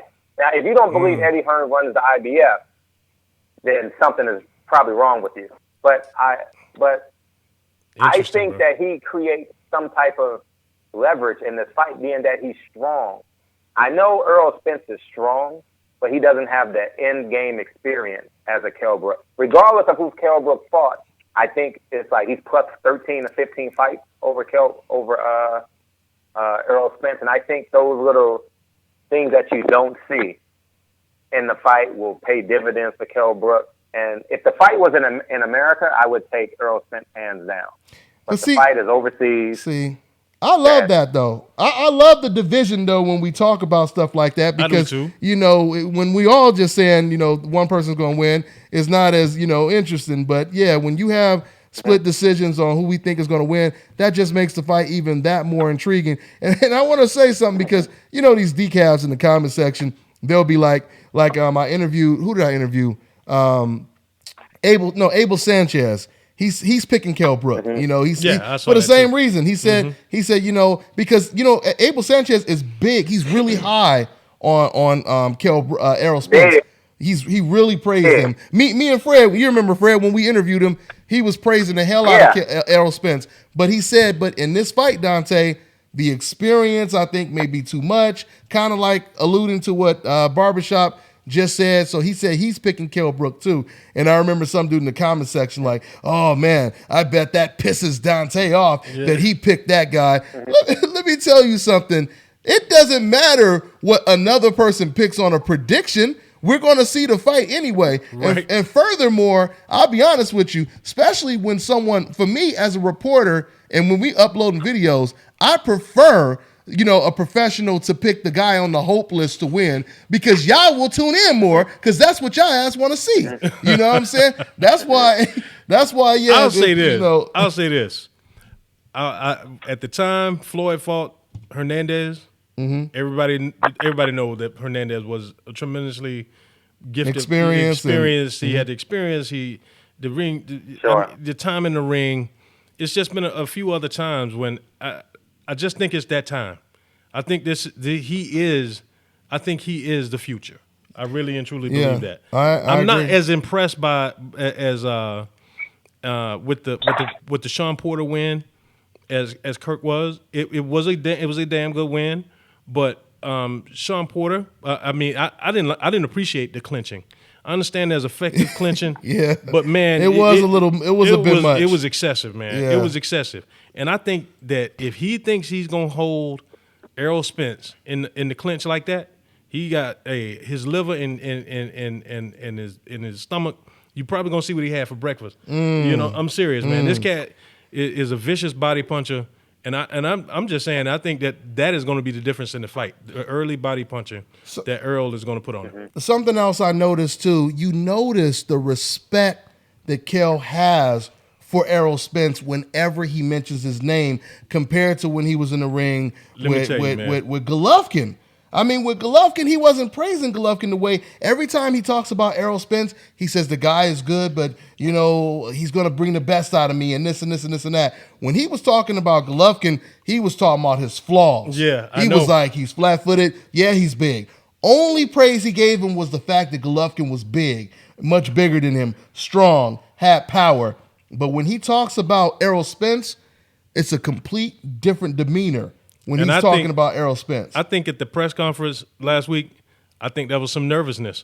I've never seen him just. I think so. Yeah, I think that was a little bit of him trying to get himself hyped up. Before he signed the contract, it was some nervous. He was nervous. You know what I mean? He had no choice but to take this fight.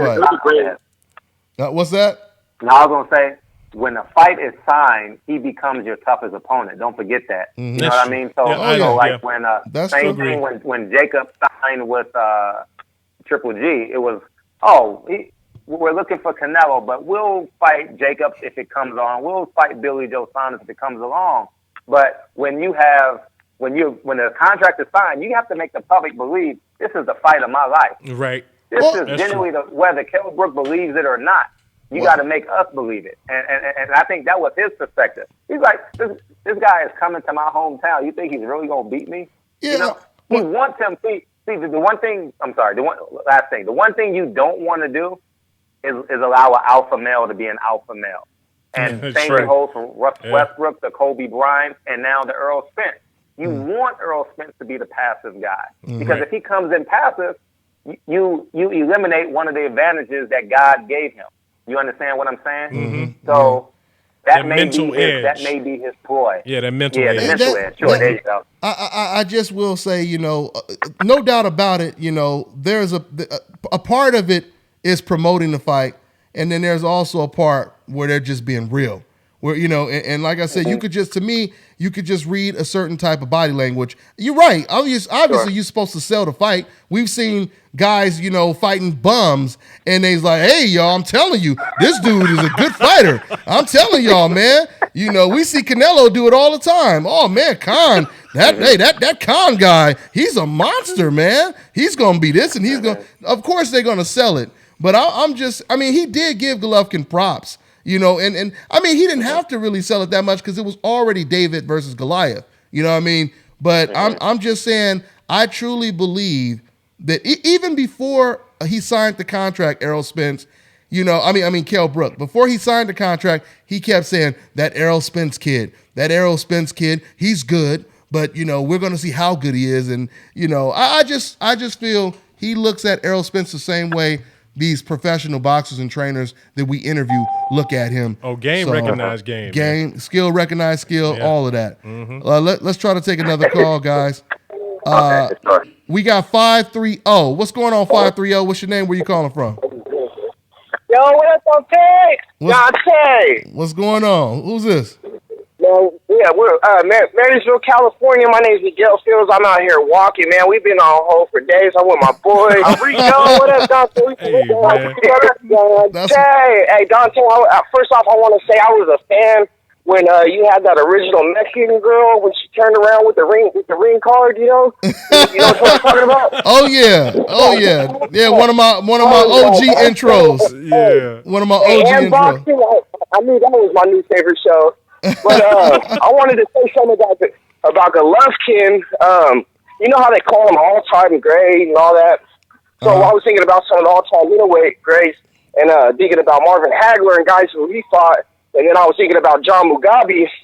And so I was thinking, man, Danny Jacobs would get knocked out by John the Beast Mugabe. I would think, you know, so that shows where Golovkin's at. And that all-time list, you know. And then I was thinking if he moves up to 68, and we're talking all-time greats, I think a guy like Joe Calzaghe would beat the brakes off him too. So all-time great. Oh yeah, I agree with you on that. He's a good fighter, but as far as all that, he's not on that level. And one more thing, the Chocolatito. Sorry, I'm out of breath. We just smoked a backwood right now. But Chocolatito, to me, he is a pound for pound kind of guy. And I got to think this is his fourth or fifth weight class he won a world title in. And I'm thinking about small guys. That's hard to do. A guy like Ricardo Finito Lopez stayed at strawweight and had 20-something title defenses. So I think that if Chocolatito would have stayed at the lower weight classes, he would be still dominating. Still, yeah. But he probably wouldn't have a significant other, and that's what you really need to stand out in the history books. You need that Marvin Hagler, that Hearns. Right. You need that type of opponent. It's good to retire undefeated, but if you never fought an equal, then it's hard to be remembered as one of the greatest, because we all know people like Sugar Ray Leonard, their names are attached. Their names are synonymous with Tommy Hearns, Duran, Ali, Ali with Frazier, Foreman, so that is the difference. And not only that, but when it comes to Roman, he didn't have the type of defense that Ricardo Lopez had. Lopez had a good defense, great foot movement. The more I look at Roman, the more he's starting to look a little bit, dare I say, almost like a Brandon Rios he's starting to look like now. Come on. He's better. He's better. Look. He's 5 times better than Brandon Rios. Okay. But I'm just saying, when you get hit more times in one fight than fighters like Lomachenko or Mayweather get hit in 12 fights, what I'm saying? The dude was fighting a bighorn sheep. The dude then that's more of a reason to not get hit. Headbutting the shit out of him, man. We ain't talking about the headbutts. We talking about getting popped in your damn head. But to Dante's point, he's been getting lit up the last couple of fights, and his defense is not really a pound for pound caliber level. He has. Thank you. A slightly above average deep. Well, he has an average defense, and he has a really great offense. And his offense is his defense almost. Yeah. If you're pound for pound like Lomachenko, like a Mayweather, a Ward, Rigondeaux, whoever you want to put in there, you can't be getting lit up like that. You can't. In any sport. He's a great fighter and deserves respect for pursuing greatness and for moving up and trying to get bigger fights. So he must be commended for that. But at the same token, you still got to showcase your skills. Yeah, and in any sport you think of, you have to have a great defense, don't you? You can't have a horrible defense in any sport and be considered one of the best teams. Defense win championships. So that's my whole thing, man. Defense. But all right, Callie. Hey, thanks for your call, man. I appreciate you though, man. Yeah, thank you, Dante. Take care. Take care, y'all. All right, man. Oh man. Oh, I should have let him finish. My bad, man. He'll call back. He was giving us some love, and I just clipped him off. But anyway, see, they say. Hey, Dante. Go ahead, Fred.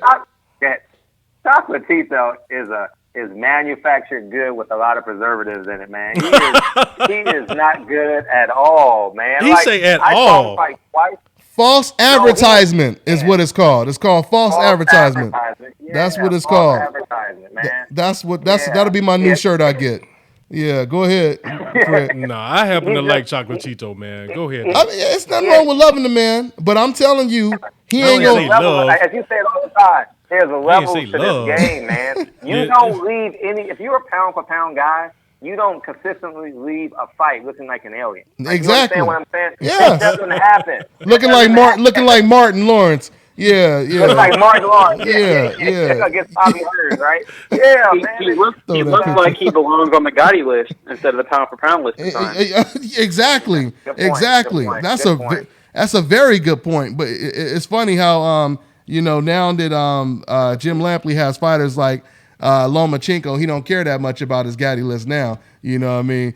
But yeah, man, we know. Now, I mean, the thing is with Roman Gonzalez, we know that this man is not going to last that long. Exactly. He just stepped up in competition. And once again, Milt, it goes back to what we were just saying, what you agreed with. When these power punchers move up in weight and they are always reliant on their power to win, and they're forced to have to adjust and go to plan B, because now power doesn't just get the job done. Now we see what they're really made of. We've seen it with Golovkin, and we've seen it with Roman when he moved up and fought Kadros. Kadros, the only difference from Kadros and all his other opponents is Kadros could actually take his punches. And that was the difference. And the Thailand fighter, he did something nobody had ever did. He walked in there like the Terminator and had Roman backing up. And Roman has never been backed up before. So, yeah, I mean, that's what I'm saying. We see how good these fighters are when they're really tested and they can't just rely on one attribute. And like I said, just like my man said, Joey Spencer, man, it's real talk, man. The world of boxing, people like Jim Lampley and Larry Merchant who lead the charge, even though he ain't on the panel no more, and Dan Raphael and ESPN, they need to stop, selling this false advertisements, you know what I'm saying? Because that's what they basically giving us. Just because they have a favorite fighter, it ain't about being the best no more. Me and Virgil Hunter, we talked on the phone for like 2 hours, man. And we talked about some real shit, you know what I mean? And we was talking about this where we were basically saying, yeah, nowadays, they trying to convince you that it's not about being the best. It's just about, being the person that they like. You know what I'm saying? That is a huge part of it. And I said to Virgil, that is a huge part of it. And I said to Virgil, Virgil, you know what? The truth is, man, they look at it like this. If we can't beat them, we simply change the rules. You know what I mean? So basically, if we don't like who's at the top, we just gonna say, oh, well, now it's structured like this where it doesn't really matter if you're the best. We actually have to like you on a rating. You have to be exciting. You have to be this. So now it doesn't matter if you're the best. No. You can have that best stuff. We got a list called the Gaddy list now, where you got to rank on that list. And whatever the criteria is, I'm not sure, but that's what it is. That's what it is. It's something like that. I will say this. I know that they've been. It seems like ever since Floyd left, it was like a void that they could not fill over at HBO. Yeah. And they had to try to find somebody, build them up, make them into something. Because, face it, boxing is been kind of hurting financially across the board. Mm-hmm. Not as bad as some people would believe, but it's not as great. It's not at its heyday. Yeah. So hey, let's make us up some people. Let's put them out here. Let's build them up. Let's make some let's give some hero. Let's give the people some heroes, somebody to root for, and let's get behind them. Yeah. And so I understand there's money involved in it, and when it comes to skin color, they can people talking about the race thing, sales. all they want to. Mm-hmm. But the thing is, hey, I get caught up in sometimes too. If I walk into a room and there's a fight on, and there's a black fighter and a white fighter fighting, I'm like, hey, let me see what this brother got. You know what I'm saying? Yeah. But unfortunately, we don't make up the huge portion of the fans. Right. Just like black people are a small population in America, we are a small population of boxing fans as well. You know what I mean? So they get to whitewash movies, and they get boxing is being whitewashed. Basically, hey, we gotta get the money back into boxing somehow. And so that's what it's all boiling down to, is the money. Part of it. I won't say all boiling down to. And it needs to be more about boxing than emotion and passion. I know. I mean, if it's a okay good to white have the fighter, passion. if it's a good white fighter out there, hey, I give the man props. I don't care what color you are. Which we do. Right. Like I said, that's why we don't talk about Lomachenko like we talk about Golovkin. We don't talk about Kovalev like we talk about Golovkin. That's why it doesn't make sense when you try to sit over here, oh, you just don't like that guy. But after they see Kovalev calling black people monkeys, they over here, them the same people defending Kovalev. Oh, that's not racist. Oh, but it's racist if you say Golovkin is 35. It was racist as hell. It was racist as fuck. I mean, if racist is a big enough word, I don't even know if that's a big enough word. But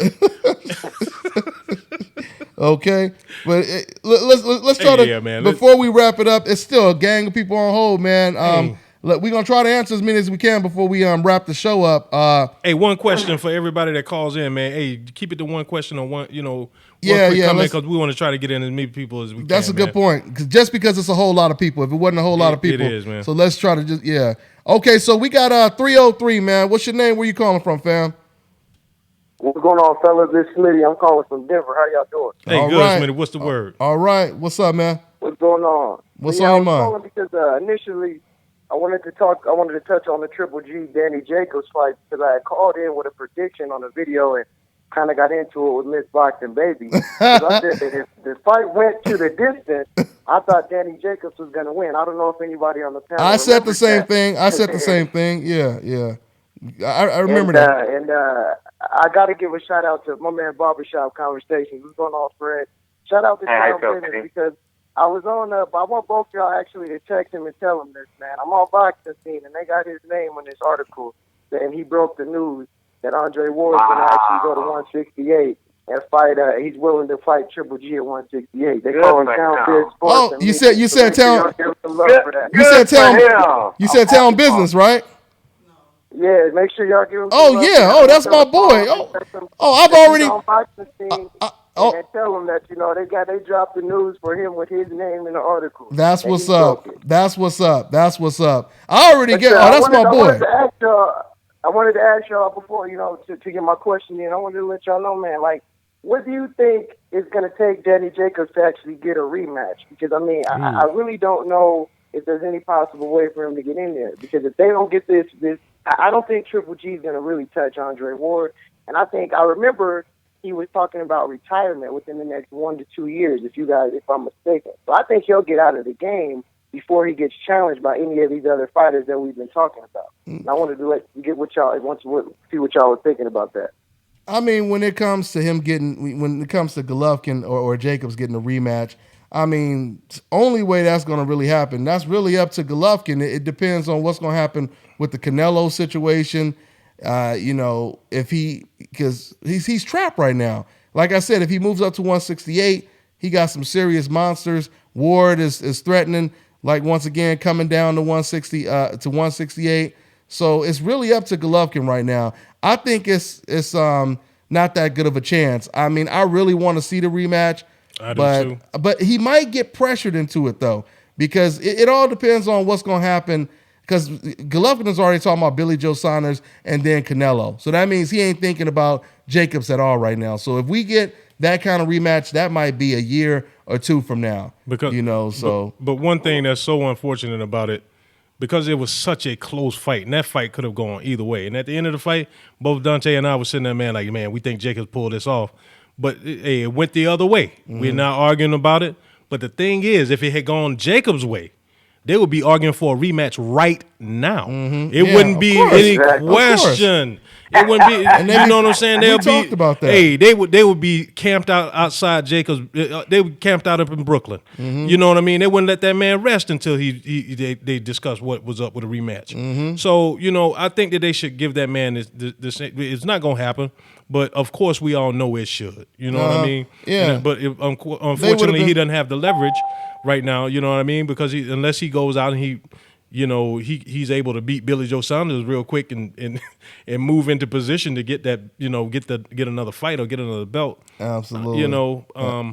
But or Canelo after he beats if Canelo is saying that, they don't want to fight Triple G if he fights in June, then who do you fight? Mm-hmm. Are you going to fight Jacobs? Yeah. And that's what I'm saying, man. He got nowhere. That's why I wouldn't be surprised if Golovkin just say, forget it, I might as well retire.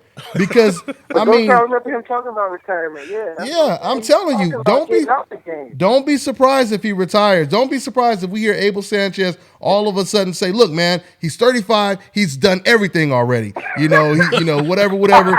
There's no reason for him to keep fighting. I would not be surprised, man, because it's about to get hella tough for Golovkin right now. So it ain't nowhere for it. Like I said, Billy Joe Saunders and Canelo is his safest fights, and those are not even guaranteed wins.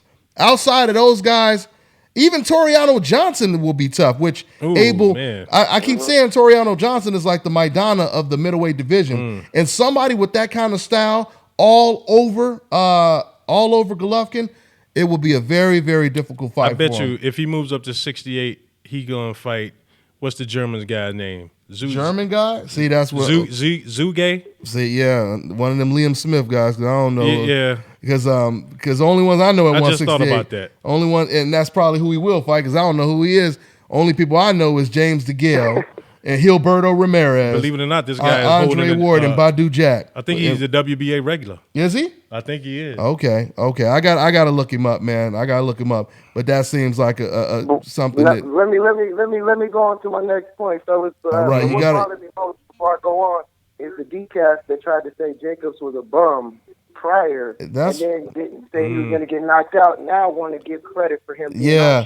Now he's so good. It don't work that way. Yeah. Now he's so great. But yeah. Now they saying, oh, he didn't do bad. Danny Jacobs is just a good fighter. Yeah, I know. I know how they play it, man. I know how they play it. What y'all think about the Crawford Diaz announcement? I'm pretty excited about that. I think I'm real excited about that. I am too. I think Felix Diaz, man, I don't know, man. Felix Diaz, I think he's going to be Crawford's toughest fight since the Gamboa fight.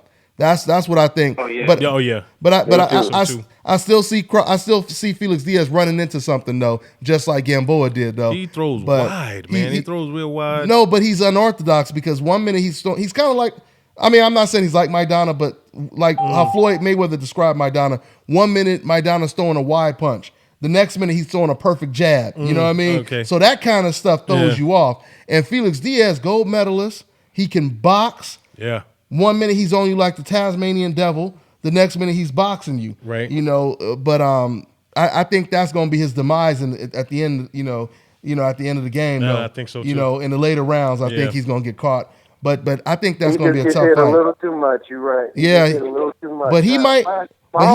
He might end up hitting Crawford more. I ask y'all before I get out of here because I know y'all got a few on here, man. I don't want to be the guy that doesn't let somebody else get on. Right. So I got to ask you one more for my homie Dante. When do you think, if everything goes right in the heavyweight division, and this is the matchup we all see happening, when do you think it should take place? Anthony Joshua and Deontay Wilder.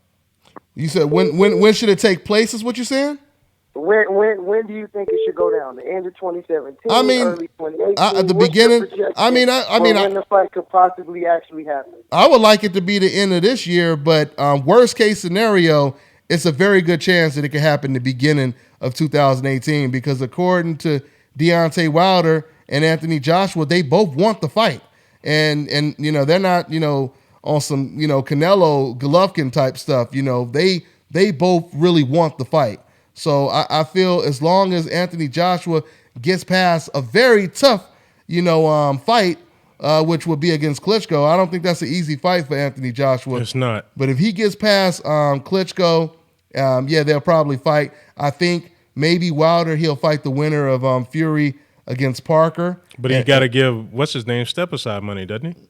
Who? Bermain. Stavern. Oh, that's right. That's right. And matter of fact, I think you got to fight him or you got to give him. Some strings, fellas. What's that?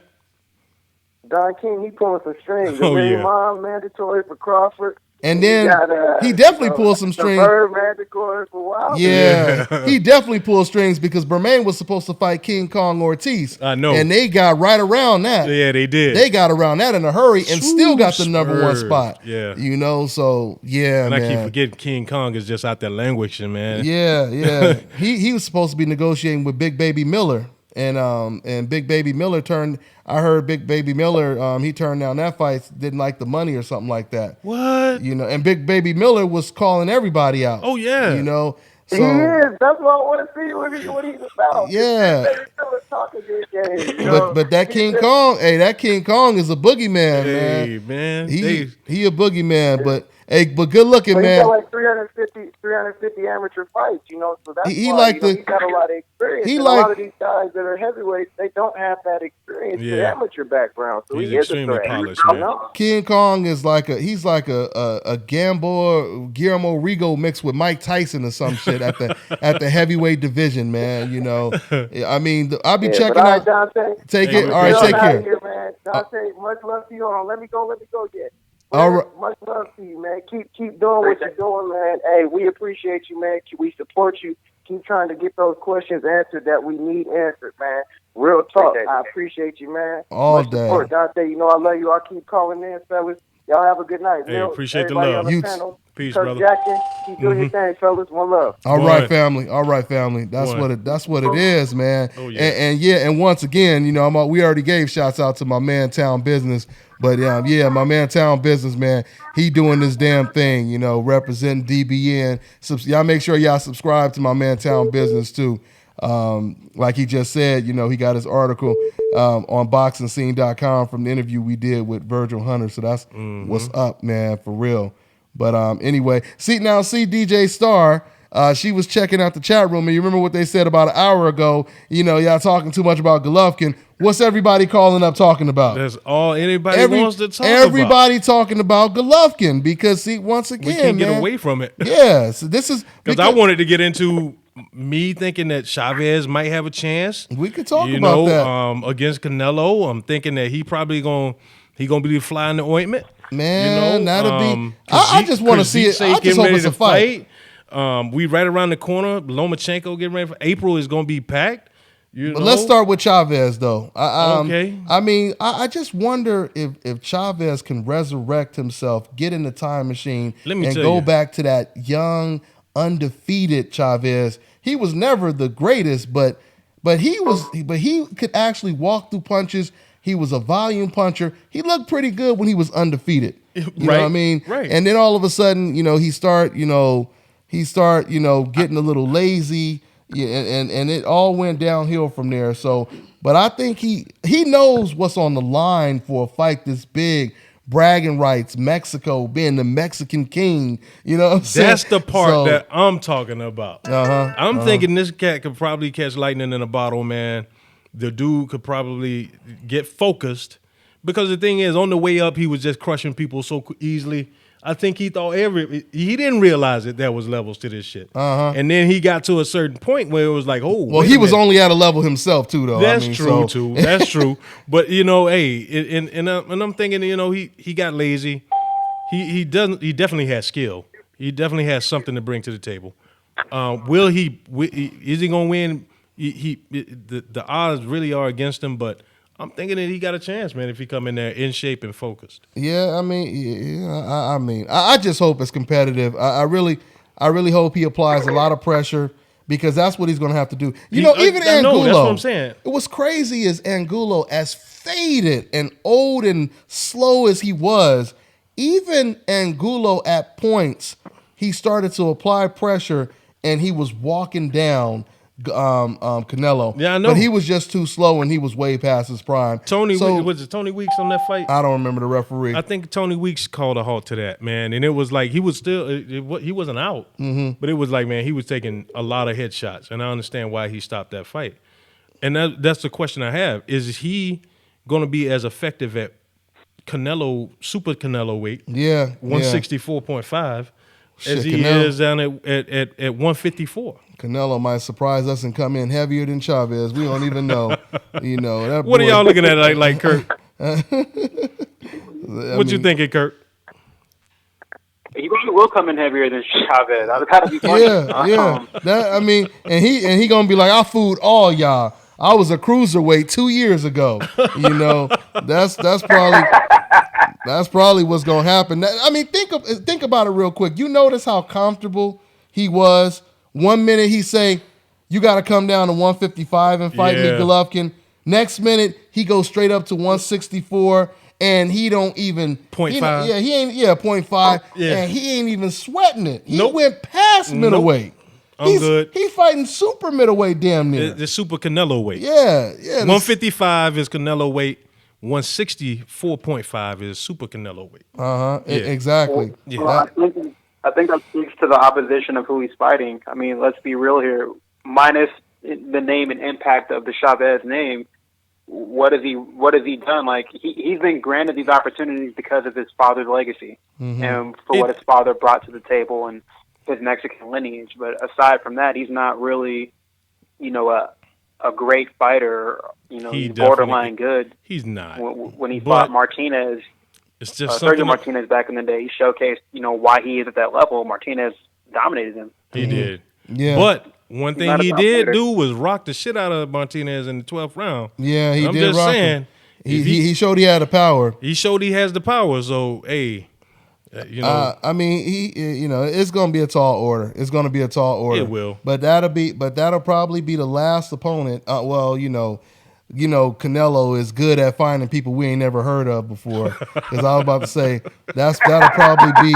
Yeah, it's like he should be a probably try and run the Kirkland rematch again or something. Yeah. He should be a bounty hunter because he could find people we don't even know about. You know what I'm saying? Liam Smith, I would have never found no damn Liam Smith. And Beefy Smith had another fight like one day last week. Oh, did he? Yeah, and I'm like, hold on, man. This dude is like fighting and nobody. This dude was just a title holder. Yeah, and fought some dude that was like 3-18 last week. Wow. I'm like, what? Wow. What does that come in at, man? Wow. You know whose title he held? He had Demetrius Andrade. Yeah, he had Andre's belt. Yeah, yeah. And he didn't even deserve that belt. They kind of handed him that belt, because he fought a tomato can to get that belt. So yeah. Anyway, I mean, we're going down the rabbit hole now, but yeah. Let's try to take another one, man. 916. We got 916. What's going on, man? What's your name? Where you calling from? Hey, what's up? It's Lamar. Dante, what's going on? That's good, man. good, That's bro. good. Where you calling from? Sacramento. I'm calling from Sacramento. All right. That's what it is. CA. Yeah. What's good with you? I heard about a lot of the Golovkin talk. Yeah. And the main thing that I be looking at with Golovkin, man, when they be trying to put him in there with Hagler and all the great middleweights, if Golovkin stay on this path right now, he gonna end his whole career without fighting anybody that's anywhere close to getting near the Hall of Fame. And you look at somebody like Hagler, and he fought, 3 or 4 Hall of Famers. Absolutely. Then you look at somebody like Floyd. When it's all said and done, a lot of Floyd competition, probably 6 or 7 of those dudes gonna be in the Hall of Fame. Mm-hmm. No doubt about it. Golovkin not fight nobody that's close or anywhere near the Hall of Fame. So outside of Golovkin, though, it's a lot of big fights coming up, though, man. Like, they got these tournaments, but they're not calling them tournaments, though. Like with Lubin facing the winner of what was that? Hatley and Charlo and Hatley. Yeah, they moved that and fight. then they're supposed to have Martirosyan and Ishe Smith fight. And then that'll be the second mandatory challenger. Mm-hmm. And you on your game? Yeah, I saw that the other day too. Mm-hmm. Yeah, they doing the same type of thing at 175 with Adonis Stevenson facing Shawnee Monahan, and then because he gave what's his name step aside money. Storm Alvarez gonna face the winner of them, and then they supposed to have Alexander Vacek and Joe Smith Jr. fight to become the second mandatory. So it's a whole lot of big fights and little under tournaments that nobody really mentioning. Yeah. People talked about that $50 million tournament, but the WBC tournaments that they got going on right now, them seem more exciting to me though. Yeah. I mean, any thought about that? To me, any tournament is great for the sport because this is the reason why we love football, we love basketball. When they go to the playoffs, you're getting to see the best against the best. Yes. You watch the Olympics, and you get to see who's going to fight for the gold medal. And I said that a long time ago. Boxing needs to be structured to where there's a tournament maybe every year or every other year for all the divisions, like a major tournament. I said that a long time ago. And that's what, credit to Mauricio Solomon, he's trying to do that. The WBC, he's trying to do that. And I like it. Yeah, and PBC too, or Richard Schaefer. Richard Schaefer is trying to do it too. That's how we make the sport, a lot better, man. You gotta force these guys. That's how you force these guys to fight the best. Andre Ward made his name off of the Super Six. And the guy that was the last seed, he was like the lowest seed.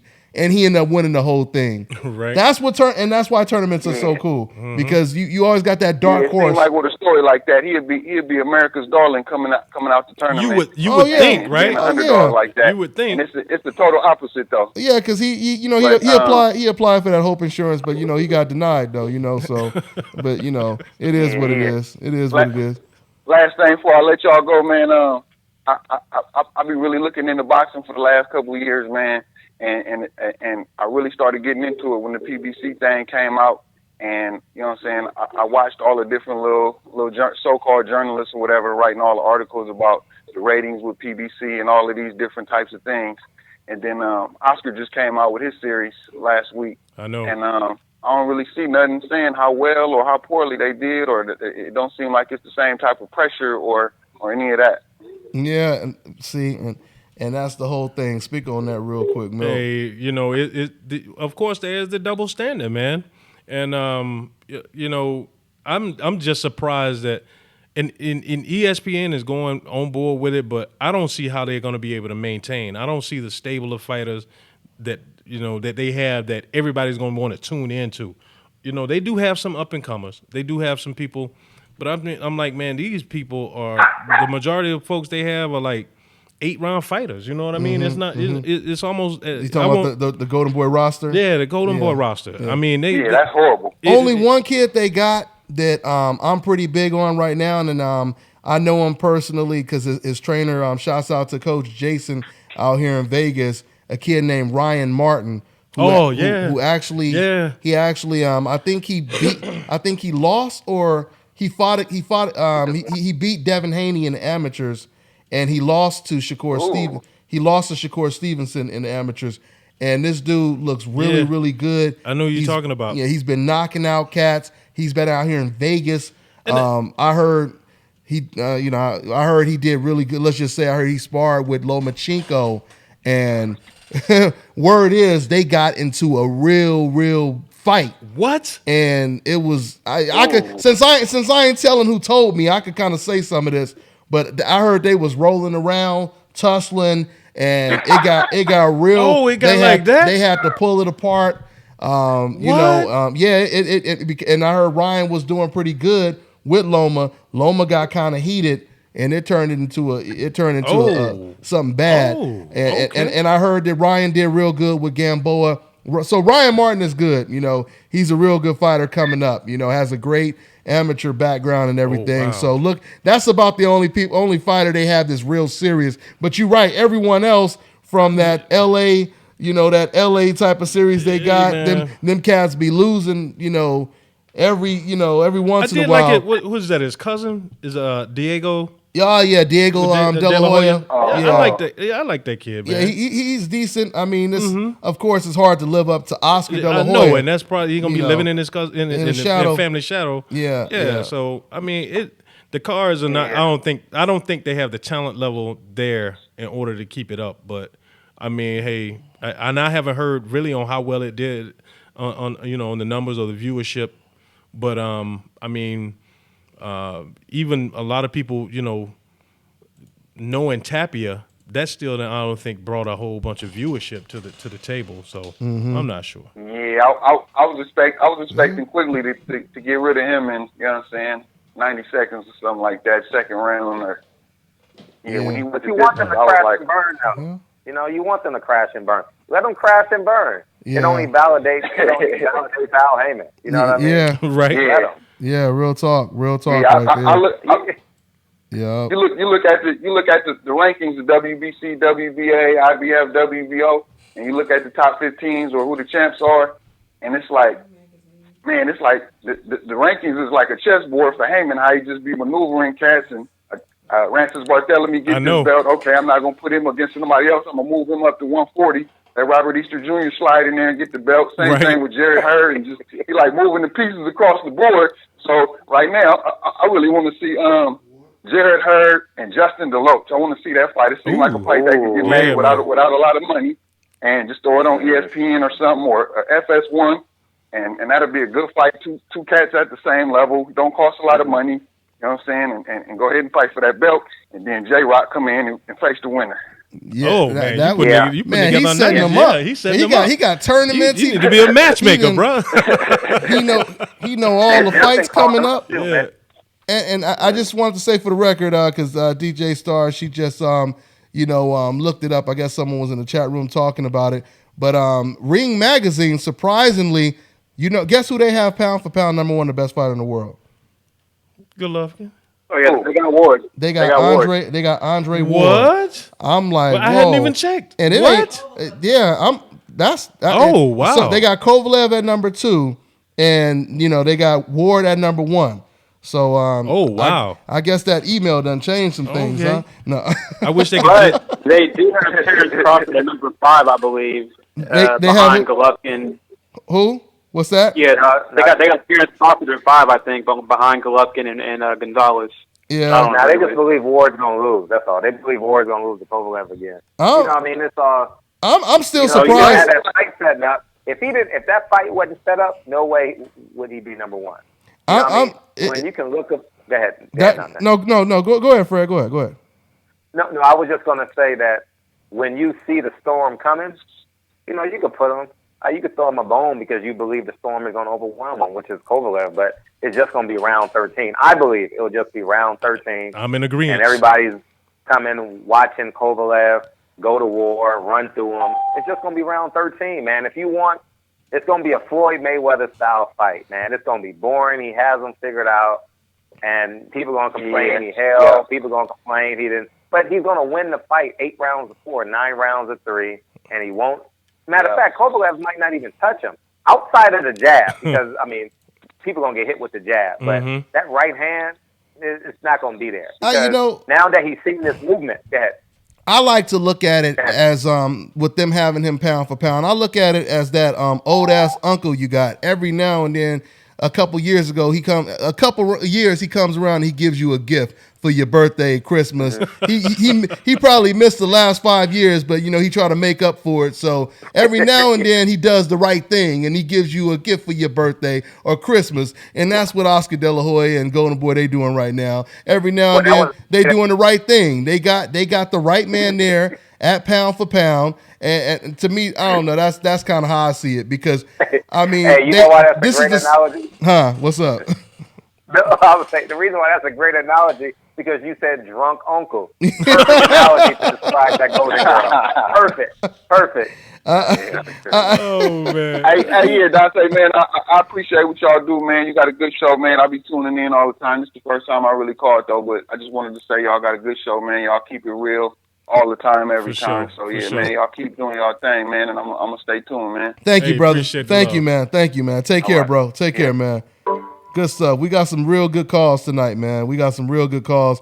I don't even know how long we've been running live right now because it looked like the time overlaps or something like that. Are we? Yeah, we've been on for a minute, man. But anyway, man, we gonna special requests to go longer tonight. What's that? He said it's a special to extend your show. Oh yeah. DJ Star said they want us to keep going. So yeah, we might be here for a minute. You say Ryan Garcia, not Ryan Martin. Who is that? Did I say Ryan? Did I say Ryan Garcia? Yeah. And Thank we you. all co-signed on that. Thanks for correcting that. I thought about that. Who corrected it? Who corrected it? The kid. Yeah, thanks the kid. Yeah, you're right. Ryan Martin. Mm-hmm. My bad, Ryan Martin. But yeah, y'all watch out for Ryan Martin. He's a beast.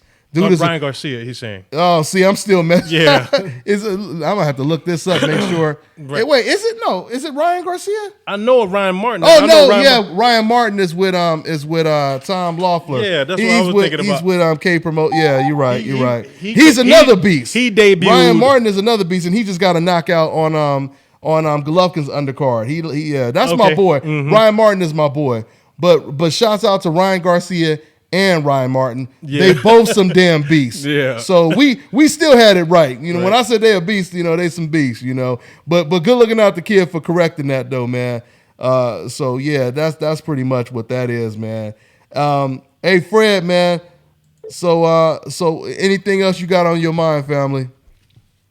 No, nothing really on my mind. I just appreciate you with your radio show and tell you subscribe to my channel and it was a good show. It was a good show today. Appreciate it. Enjoyed it. Hey, absolutely, man. I mean, we might take another call, but we'll start, bringing it down a notch. I know, everybody want us to keep going. We still got a gang of people on hold, so we will try to answer a couple more calls before we let you guys go because we appreciate you. Huh? What's that? Tell them to ask a question and hang up on them. So we can get them all in. Yeah. You know what? And And ask the question, hang up, we answer it, and they go to the next question. So we can get them all in. And that way we can get them all in. So y'all hear that, guys? They're gonna ask the second question if they stay on the phone. Yeah. So we will do that. We may have to do that just because we wrapping it up. We do that for now. That's Louisiana 504. 504 in the building. What's going on? What's up, man? This is Alejandro Sosa, man. I had to call in, and I just want to show some love to the channel, man. Much love, bro. Hey, appreciate it. Real hard, bro. Appreciate it, family. No problem, man. Hey, man, before I ask my question, man, I just got to say, man, that chick that be doing up and down the steps. Brianna. Man, the one with the dirty shoes, man, like a mechanic type shit. Hey, man, we see Bobby, my bad. I said Brianna. Bobby, that's her name. Yeah, man, with the little mean face. Yeah, man, she's fly.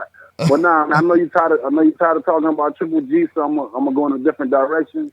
Okay. So I'm gonna say, all right, man. Like Triple G never exchange punches. He always wait until his opponent have finished throwing, and then he come out of his shell, and then he throws. Basically, if he's not working his jab, that's pretty much all he does. He just sits there and he waits till you finish punching, and then he throws. If you have any respect for your power, so I feel like that's something bad, man. Yeah, I feel like that's bad, man. Well, it is bad, and that's the reason why he struggled. I mean, that's the reason why he struggles. That's why and that's why it don't make sense when people try to use the excuse. I heard Max Kellerman say, "Oh, now Golovkin is getting old. I think he's getting old." This is a flaw. This is a flaw that he had since day one. We seen him do this in the Willie Monroe fight. Yeah, and Willie had no power. That's why Willie was going toe to toe with him. And he had no power, and all Golovkin was doing was shelling up against a feather-fisted guy with 6 knockouts. How you think Kell Brook was hitting him so clean with those uppercuts right between the guard? He shelled up. He was tightening up, waiting for him to finish throwing, but he left the opening. Yeah, and he kept popping him right there with that uppercut. Absolutely, man.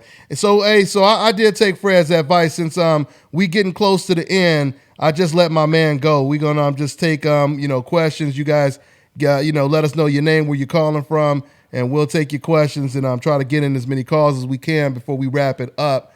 We got 516. What's going on, family? What's your name? Where you calling from?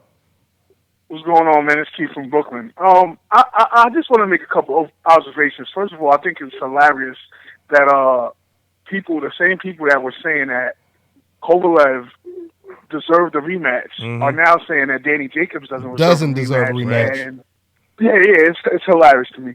But nonetheless, I just want to know, staying along those lines, do you guys think that if Canelo was to beat, because I honestly think Canelo is going to dance on Chavez Jr. I think this is going to be the fight where they start calling him a fake Mexican and a runner. Because I don't think he's going to go toe-to-toe and risk, letting Chavez land that power. I think he's going to box. But, considering that everybody wants to give Triple G a pass based on the fact that Jacobs was heavier, do you think it's going to change the perception? And do you think Canelo, if he was to beat Chavez pretty convincingly, do you think that's going to change the perception that a lot of fans have of Canelo, and if they're going to give him that same pass? No, and I'm from Brooklyn, by the way. And brother, and let me say this: we already know. Let me go back to Mikey Garcia and connect it with Canelo. When Mikey Garcia, before he took his hiatus, and he always moved around the ring, there were Mexican fans that was calling him the Mexican Floyd Mayweather. So to answer your question, if Canelo goes in there and he starts boxing, we already seen him try to imitate Floyd, poking his bottom lip out, doing the shoulder roll and all that kind of stuff. If he does that, they're going to praise him when he does it. You know what I mean? But since he ain't on the coincidental list, they ain't going to call him a runner. They ain't going to say it's boring. They going to say, oh, yeah, man, we finally got our own Floyd Mayweather now. We got the Mexican Floyd Mayweather. Forget the real Floyd Mayweather. He's a bitch. Now it's not running. Yeah, now it's skill, Now it's skill. Now fighting toe-to-toe is for bums and stuff like that. And, now it's about hit and not get hit. Now it's about safety first now, when they doing it. You feel what I'm saying? So that's basically what's going to happen, bro. Because, they did it when Canelo was fighting against Liam Smith. People was talking about how impressive his head movement was and all that kind of stuff. I thought they like getting hit. You know what I mean? That ain't supposed to be Mexican style. That's not, that's Mexican that ain't style. Mexican style. You know, that's you over there doing American Floyd style. Yeah. You know what I mean? With that, That's you know, it. so yeah, man, that's what it is, bro. But thanks for your call, family. All right, man. All right, man. Thanks for having me, guys. Have a good night. Hey, you All right, too, take brother. care, man. Take care. So yeah, Kirk, what you think about that, man? I mean, if he goes in there, Canelo goes in there. I know you expected him to probably try to box circles around Chavez. How you think it's going to be perceived, man?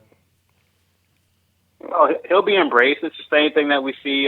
We saw with Pacquiao when he was fighting Marquez, when he started to, or even actually Simpson when he fought Brandon Rios, I should say, when he was more so boxing and being more defensively responsible. Mm-hmm. Oh my God, Pacquiao's transformed into the greatest boxer of all time. I know, right? Yeah.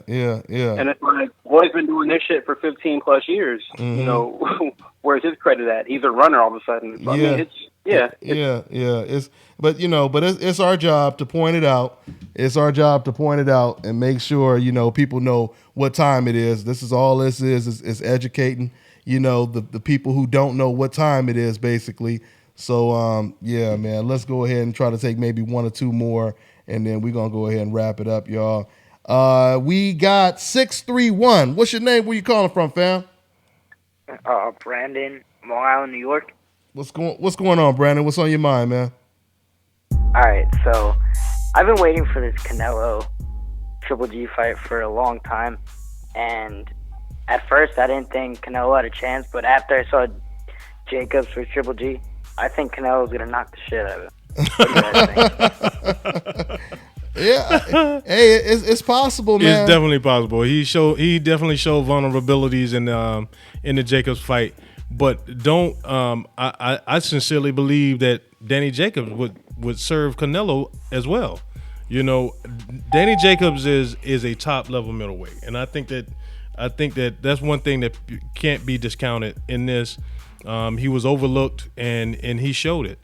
But I definitely think that he definitely has a much better chance now after Danny exposed quite a few more flaws in his game. So yeah, and what's interesting to me is when it comes to Canelo versus Golovkin, it seems like they both in the same situation where neither one of them are used to facing guys that are as strong as they are, as combined with athleticism and all that kind of stuff. They're usually the bully. They're usually the bully. So this is bully versus bully. Right. But I do feel that Canelo Alvarez, I kind of agree with Oscar when Oscar said that, Canelo is not going to let Golovkin off the hook the way Jacobs did. I kind of believe Oscar, actually. I think he will be a little bit more aggressive than Jacobs was. I can see that. I can see that. But see, I can see that. But you know what? It's funny, dog, because I keep forgetting Canelo is way shorter than Golovkin. And that's one thing. Yeah, Golovkin, he's not as imposing. Golovkin has a very good jab, and with Canelo being so much shorter than Golovkin, I think it'll be pretty tough for Canelo to get close to Golovkin, get past that jab too. Let me ask this question to the panel too. We've seen Golovkin hit. We saw him hit by a blown up welterweight. We've seen him hit by Danny. I don't think he got hit clean as Danny could possibly hit him. But have we seen Canelo really hit? Not really. I mean, he got wobbled by Jose Cotto. Remember when he got wobbled and he actually almost got knocked out? Yeah. He got staggered real bad in that fight. It's been a while. It was a long time. He just got caught in the first round with a shot he didn't see.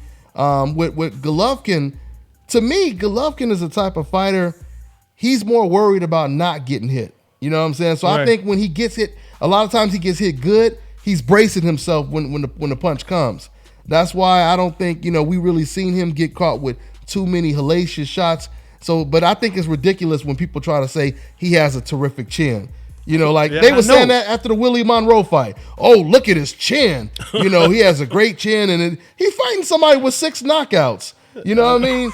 And when he fought against Jacobs and Stevens, they only hit him with every now and then He wasn't getting hit like no Margarito. Nah. Margarito was walking through fire against Cotto. Yeah, you know what I'm saying? So that's when you know somebody has a chin, and they smiling at you. Yeah, I know. After they hit you with a 3-piece, a heavy 3-piece. Yeah. You know that's a chin.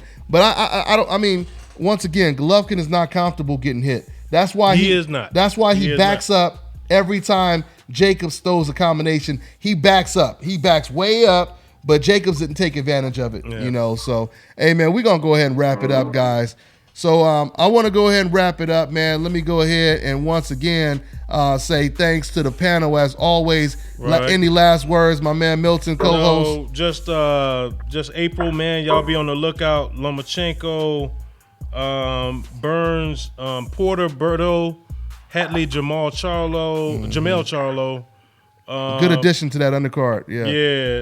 Shakur Stevens is, he's going to be on that pay-per-view, on that top-ranked pay-per-view. That's the Crawford one. Is that the Crawford? No, that's not. No. He's fighting on the 22nd of April. Okay. And then he's going to turn around again and fight again on the May 20th. Yeah. Okay. And then also Javante Davis is fighting that night as well. Man. Yeah. And Terrence Crawford. Fireworks. Yeah. Fireworks. Yeah, so man. I mean, it's going down. 2017 has been an excellent year so far. So okay. Hey, appreciate all the love out there from all the folks from Dante's Boxing Nation. Hey, Kirk, y'all take it easy. Hey, Fred, you too, bro. Okay, and and once again, subscribe to Barbershop Conversations. My man Fred, y'all already know my man Kirk Jackson. Go ahead and check his articles out on Boxing Insider. We'll be back next week, Sunday, guys. We'll be starting the show around 4:30, 5 o'clock ish. We're gonna have my man prospect from the Mayweather gym, Kevin Newman. He'll be in the studio and he'll be talking some boxing with us. We'll have a good show next week, guys. That's all we got for now, guys. We're on to the next one. It's the Nation, baby. Yep.